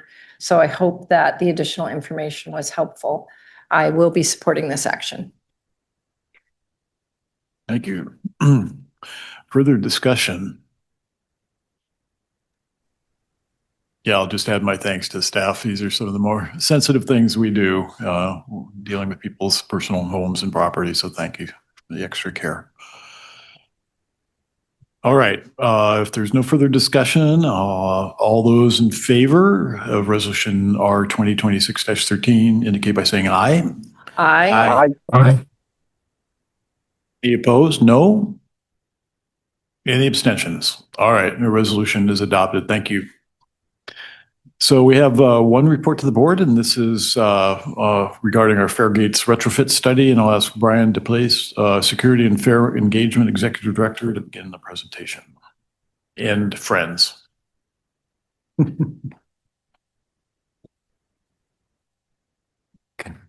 Good afternoon. I'm Brian DePlace. I lead our security and fair engagement teams. We can go to the next slide. With me is Gavin Schaefer. He's the design director for the Ballard Link extension and the project manager for the Fair Gates report. Oh, there we go. All right. So in December, the board directed us to perform a Fairgate retrofit study and report back in Q2 about how a pilot program could work. Since that action, we have been moving at a fairly quick pace, onboarded a consultant with significant expertise in this space, and just wrapped up the final pieces of their report, which was included in Friday's mailing to the board. We received a number of questions at the exec committee, and we'll touch briefly on those items here, and hopefully we'll be able to follow up more in depth either in this meeting or in one-on-one briefings later. Let's go to the next slide. So this slide shows the history of how our fair compliance approach has evolved over time. When the initial link segment opened, it was intentionally set to be a barrier-free or open system that was combined with a fair enforcement approach. At that time, those were contracted security, boarding trains, checking fares, issuing citations, and at times even removing passengers for non-payment. When you fast forward a decade, an internal review identified some undesirable outcomes of that fair enforcement process for certain members of our community. And so at that point, a large redesign of our approach began with a shift to engagement and education over enforcement. At the same time, the board and staff took a number of actions to use infrastructure and the physical environment to better clarify when we expect riders to pay, including removing the barrier-free requirement, installing fare paid zones, and a few years ago, directing staff to perform an exploratory fare gate study. Last month, the board directed staff to recommend whether, how, and when to implement fare gates on Link as part of the enterprise initiative adoption. So fare gates on this slide provide an opportunity to continue to steer clear of the earlier, more punitive enforcement techniques and instead use infrastructure to ensure more people are paying. And this approach is consistent with the desire we heard to improve compliance rates equitably to raise revenue without raising fares. And that's a really good segue to our next slide. So consistent with a lot of North American transit agencies, Sound Transit has struggled to recover to earlier levels of compliance, even as our ridership has increased significantly and the system has expanded. As we shared with the Rio in May, by 2023, we were able to start to deploy a critical mass of our fare ambassadors on the system. And that's where you see in the following years, the compliance numbers start to tick up there in 2024 and 2025. Still, compliance has remained lower than pre-pandemic levels, even after accounting for free youth ridership, which was a policy that was implemented in 2022. So naturally, there's a question we can discuss about how much staffing levels versus moving to voluntary compliance model impact the compliance rate here. Let's go to the next slide. We are also aware of a number of direct and ancillary benefits that fare gates have been known to provide in North American systems. First is better fare recovery through compliance, and Gavin will talk through those assumptions of the report in a minute. In addition, there's been a significant amount of attention in transit circles around other benefits from fare gates, including increased perceptions of safety, lower maintenance costs, and importantly, fare gates also allow the opportunity to deconflict compliance-related actions that sometimes results in escalations and can put our workers' safety at risk. We also have found that incorporating gates into station design is significantly more cost-effective than retrofitting later. Our consultant team prepared a report assessing what it would mean to pilot fare gates at Sound Transit. The risk report evaluated all stations across the current system to understand the return on investment for a pilot project. For each station, the team considered ridership, paying attention to both origin and destination, operational considerations such as special events or intermodal transfers, station complexity and estimated implementation costs, and the effects on fare engagement operations. With these factors in mind, the study used a process to identify an initial set of stations that maximize system benefit for potential gates by balancing ridership against cost. At the first level, ridership and transfer stations identified the most heavily used stations. For example, 85% of our riders use 10 stations. Terminus stations are also major mode transfers where people make their first interactions with our system. For level 2, the design feasibility was assessed. One common question that comes up here is at-grade stations, which are a challenge from a weather protection and safety standpoint. Finally, the ridership was compared to the cost to install at the stations looking at key infrastructure considerations. When all this is considered, the team came to the recommended stations for the pilot project based on return on investment shown on the next slide. At a high level, the report identifies that our system has expanded to the point where fare gates make financial sense at key stations when balancing ridership and cost. Based on the process just discussed, the report recommends a pilot project on up to 14 stations. Due to the partial implementation, it's recommended to use bidirectional fare gates, meaning that passengers would both tap in and tap out when using the gates. Breaking the stations down, you can see 3 general themes. First, our 3 end-of-line stations are included: Linwood City Center, Federal Way Downtown, and Downtown Redmond. 2 major transfer stations are included: SeaTac Airport and Bellevue Downtown, and the remaining 9 stations are our highest ridership stations in Seattle. Other stations also offer a short payback period and benefits, but these presented are the highest ROI. Adding fare gates to ST3 projects and design also offers a high ROI compared to retrofits. These recommendations draw on ridership, industry standards, financial calculations, and other considerations. Developing the pilot project will include important further equity, safety, and costing conversations that we'll talk about more later. On this positive financial note, our study finds the following. First, there's generally improved revenue system-wide with retrofits. Second, the incorporation of ST3 stations in planning would provide an even further improvement in revenue, which could be evaluated as part of the pilot with little to no risk. And after considering for capital and maintenance costs, there's a payback period of 2 to 3 years, depending on the scenario used as studied in the report. And after this payback period, the agency would see $32 million or more of net revenue when compared to current compliance rates using low ridership estimates. The total construction cost is estimated to be about $79.3 million to $88.2 million, noting that this is a very conceptual level estimate. So with that in mind, the next steps from the report would be to refine the design requirements based on lessons learned from other systems and engagement, release a design build request for proposals, install the fare gates, ticket vending machines, and access phones, and use fare ambassadors to provide fare gate assistance and station ambassadorship without job elimination. But we have several topics for further refinement, which we'll discuss further in this presentation, including deep engagement with community based on racial equity toolkit analysis, fare media integration, youth and other reduced fares, our staffing strategy, and the pilot evaluation framework. But before we go into those outstanding topics, let's take a quick tour through how fare gates would work during the pilot project. We're going to follow a typical passenger journey and how their interface would change with the installation of gates. Let's look at our current system where a passenger named Corinna arrives at our station. She taps her fare to the fare reader and continues to the platform. With the addition of fare gates, this journey is very similar. A reader is tapped to read fare media and the gates open. The addition of gates improves our passenger experience by making the transition to fare paid zone more legible and payment is obvious. Variables such as gate speed, force, and event management are all tunable as we learn what works best for us during the pilot. In our current state, when leaving the station, you exit through a fare paid zone. If you forgot to pay on your way in, you can tap a fare reader on your way out. With fare gates, this is where things change. To exit at a gated station, Corinna needs to tap using the same payment method she used on her way in. Fare will only be charged if she forgot to pay on her way in. For this reason, ticket vending machines are available within the fare paid zone of fare gated stations in order to purchase fare media to exit. The pilot recommends tap to exit because of the partial implementation in the system. Free exit options are also feasible, which can be evaluated as further as part of the pilot process, but would see lower return on investment. So now that we've identified that baseline passenger journey on how a partially gated system would work, the report identifies a number of critically important areas that require further analysis, engagement, and details should the board direct us to move forward with implementing a pilot.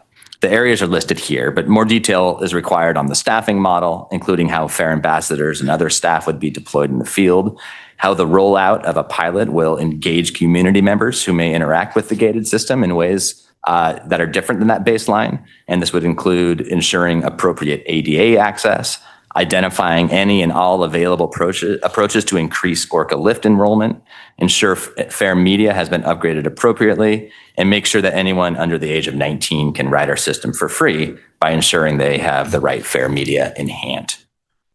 So as this depiction identifies, fare ambassadors would be a critical part of the staffing approach. They can assist with ticket purchases and fare gate operations for passengers entering and exiting the station. As we've discussed in other venues, fare ambassadors do much more than check fares. Not quite half their time right now is spent on compliance and inspections. And a significant portion, about a third of their time, is dedicated to helping passengers navigate the system, respond to disruptions, and connect people with services. They also spend time providing critical eyes and ears on the transit system. This slide represents how their role could shift with Faregates. We can ramp up that passenger support function and help facilitate smooth interfaces with Faregates, even as they could potentially continue with some compliance work around the system. Accessibility considerations are a crucial part of design at Sound Transit. Many transit systems throughout the United States have successfully implemented Faregates that address a wide variety of passenger accessibility needs, such as mobility differences and rollers, sensory and neurological differences, passengers with luggages or strollers, or other passengers' needs. For this reason, every Faregate array will include at least one wide access gate. To assist with luggage, the SeaTac Airport Station is proposed with all wide access gates. Other features can include signage, tactile wayfinding, customer service staff, and assistance phones. As we continue to develop Faregates, the next steps are ongoing and consistent in-depth collaboration with local accessibility expertise and to incorporate best practices from peer agencies for retrofits and new design standards. Youth under 19 years old currently ride all Orca public transit systems for free. And although it is recommended that free youth cards are used, most of this is on the honor system.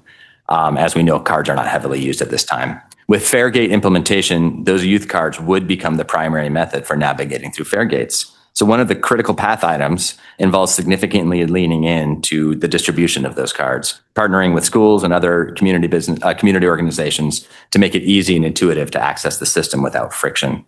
A lot of interesting opportunities to unpack here, but getting Orca in the hands of youth would have the added benefit of helping them become future riders who tap and pay as adults.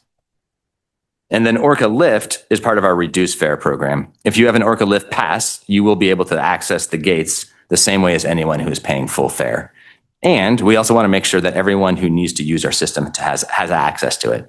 So part of the implementation deliverables would involve expanding Orca Lift enrollment, partnering with agencies who are authorized to enroll Orca Lift passengers, and ensuring frontline staff like fare ambassadors are equipped with the tools and resources to make sure eligible riders are enrolled. The pilot study identified that while current ticket vending machines vend Orca cards, paper tickets would require smart upgrades to be compatible with Faregate infrastructure.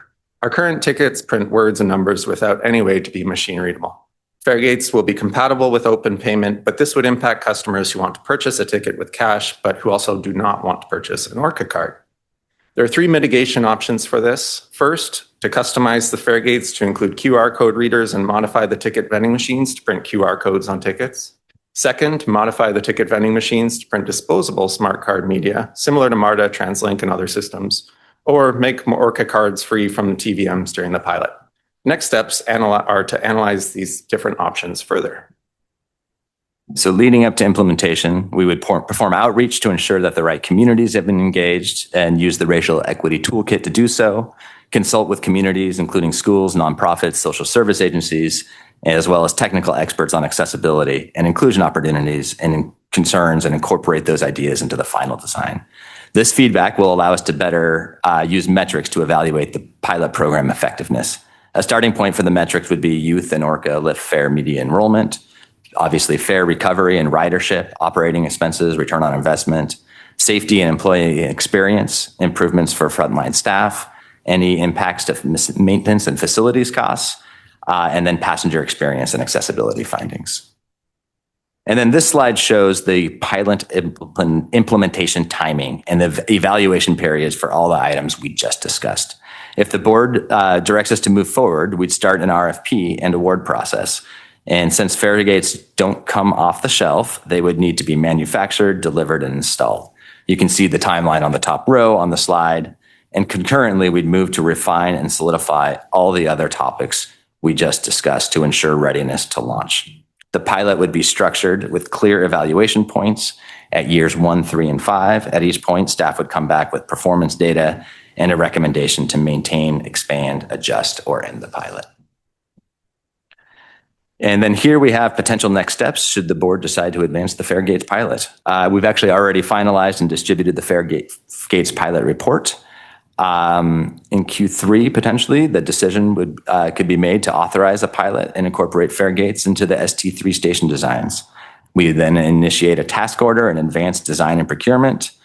that will provide staff support services to not only finalize elements of the procurement, but coordinate and solicit critical feedback from stakeholders, including ORCA and transit partners, ADA community, local station stakeholders, and others. This would involve close collaboration within the department and externally. A detailed estimate following the agency's bottom-up cost estimate methodology will be developed to support a budget request so that a Fairgates pilot project is incorporated into the 2027 budget process. And then we'd return to the board in 2027 with status updates on key topics as well as the RFP selection. And that concludes our presentation. Happy to take any questions. Thank you. Questions? Chair, Yes. this is Roscoe. Sorry, did you call on me? Yes.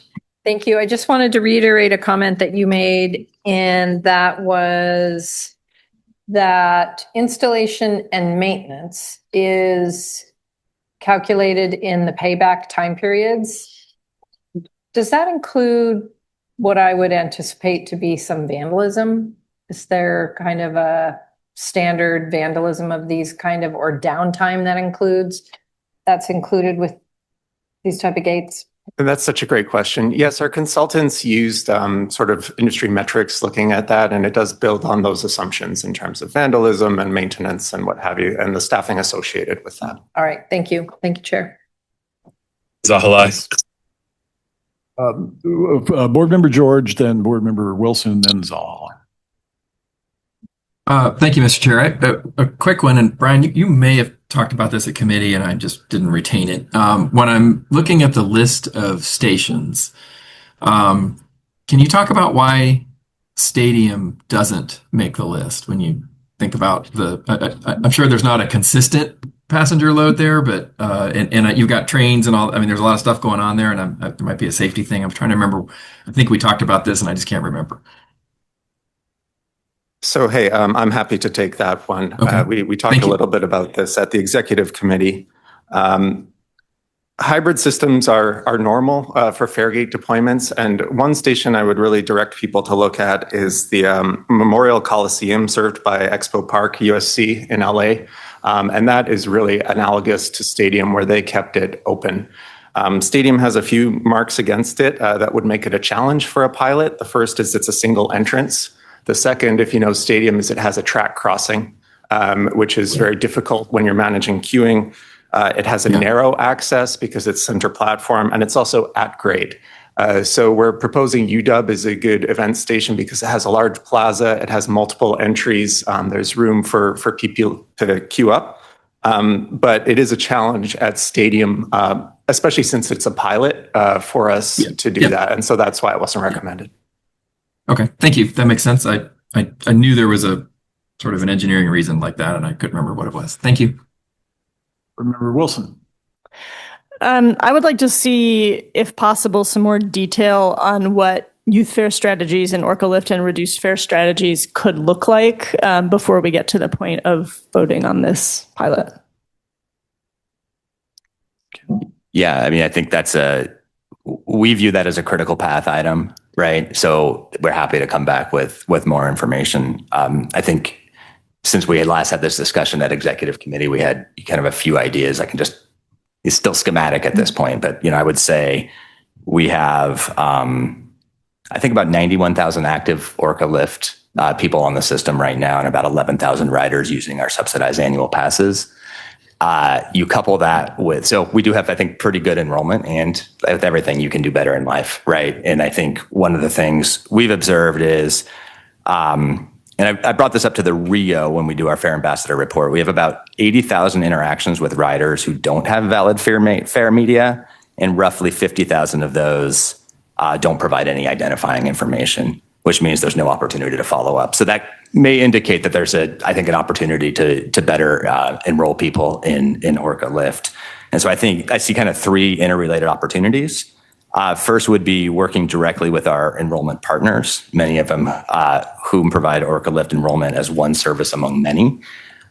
So we'd want to understand where it's just kind of an incremental addition to the workload and where it might be a burden, and then how to better connect people at stations for that. And I think second would be what we discussed in this is leveraging our fare ambassadors differently, right? So as we move towards more of a station-based model, there might be an opportunity to just do better connections on site.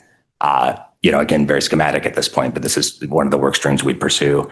And then third, integrating all of this with our existing vulnerable populations work, so we have a pilot contract with the behavioral health services where we already connect riders to certain services. And I think maybe one of the missing pieces is making sure that transit access is part of that broader support. So obviously, lot of details to work out there, but I think those are some of the initial work streams we'd be thinking about and bringing back. Have you given any thought to, so one of my concerns is that people who are currently, don't have a valid ORCA card, including youth, right, may simply shift toward like Metro, right, toward taking the bus. Do you have any sense of what a partnership with other transit agencies could look like to address that?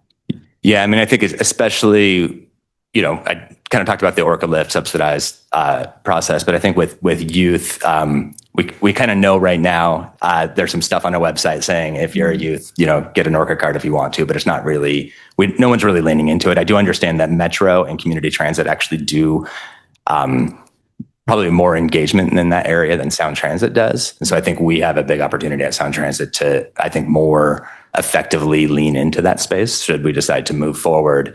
And I think using opportunities, working with school districts, community centers to, I think, kind of automatically get folks. The more we can make it really easy for families and youth to get cards, the better. Yeah.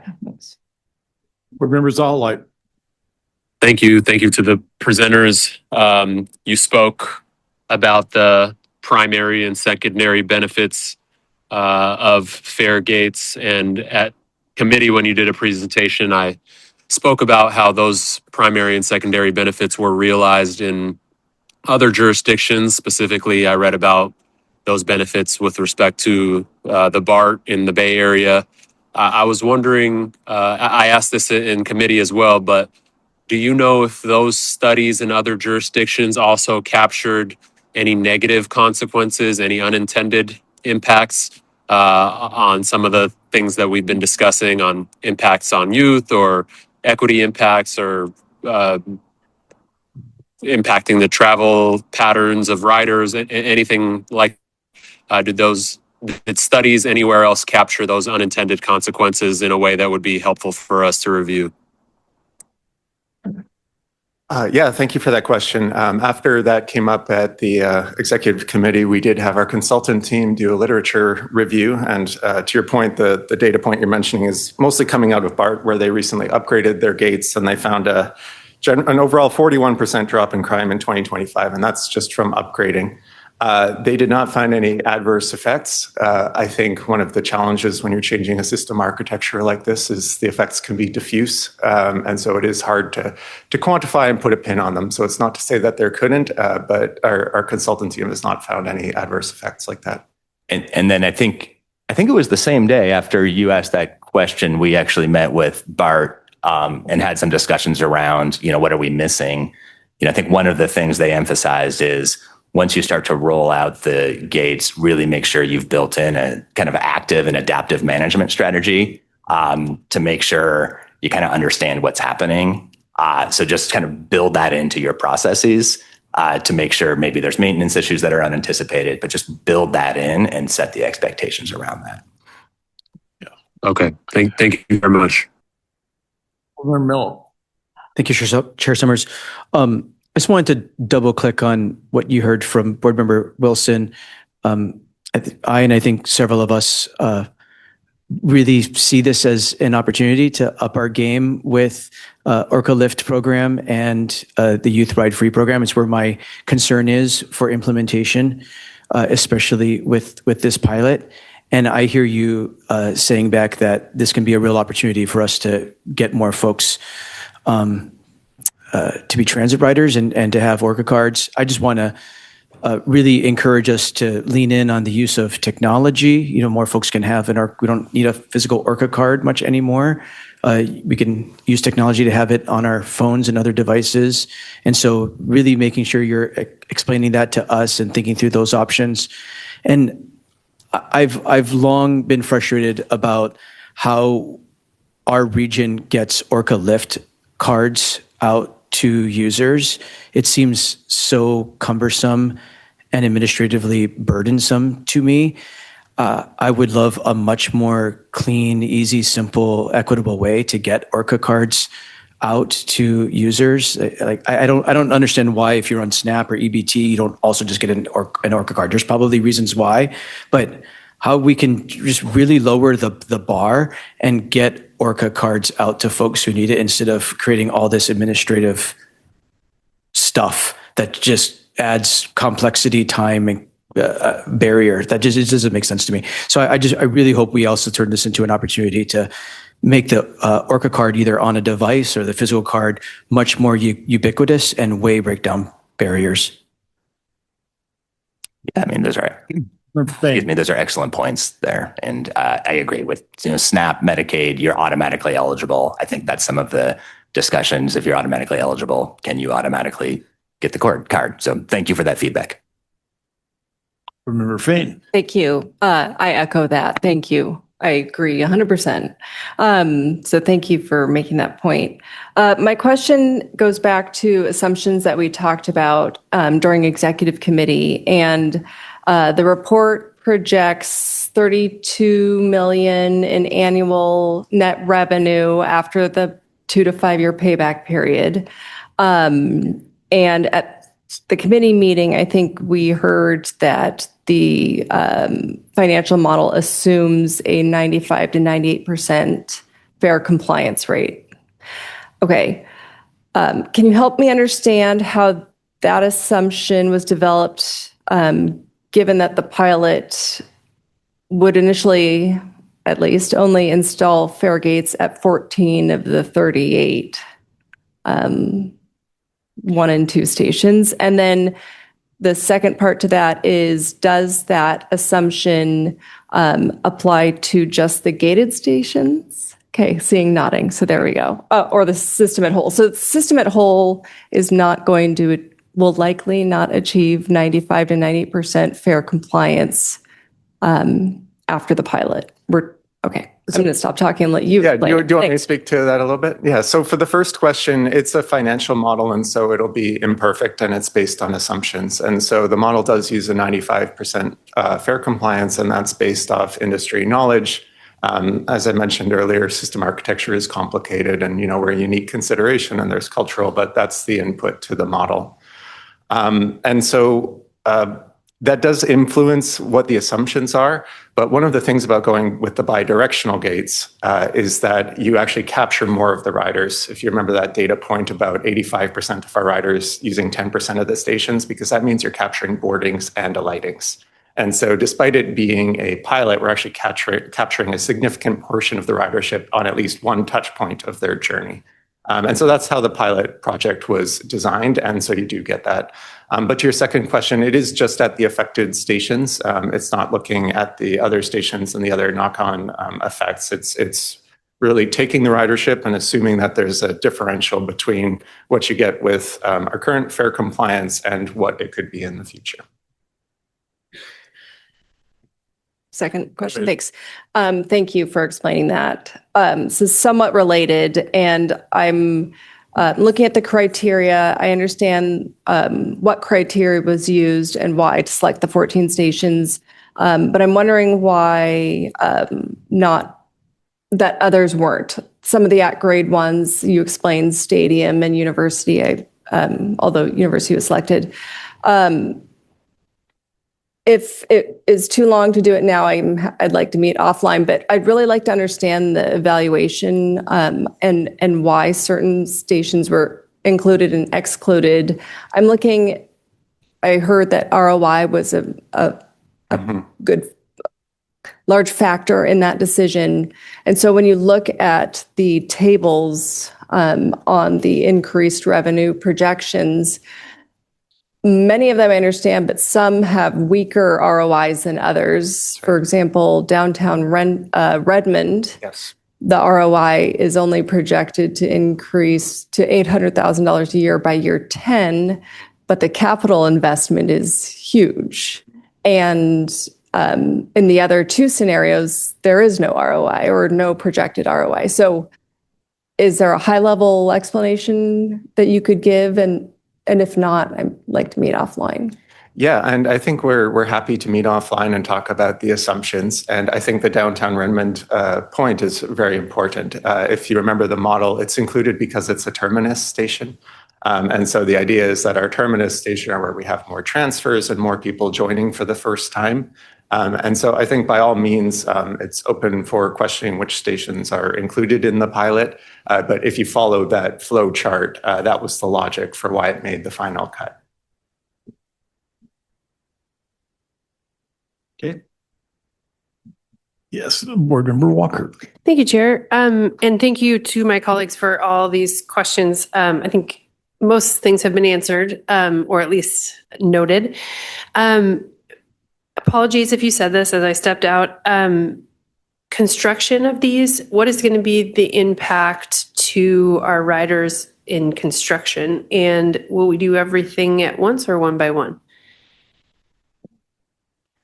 Some of that detail is TBD. And I know internally we are already meeting and looking out a few years to figure out how to leverage existing planned closures to do this, right? So the goal would be to minimize the impact, leverage other needed maintenance work, and get those installed during that time period. And more details on that if we move forward with this. Great, thank you.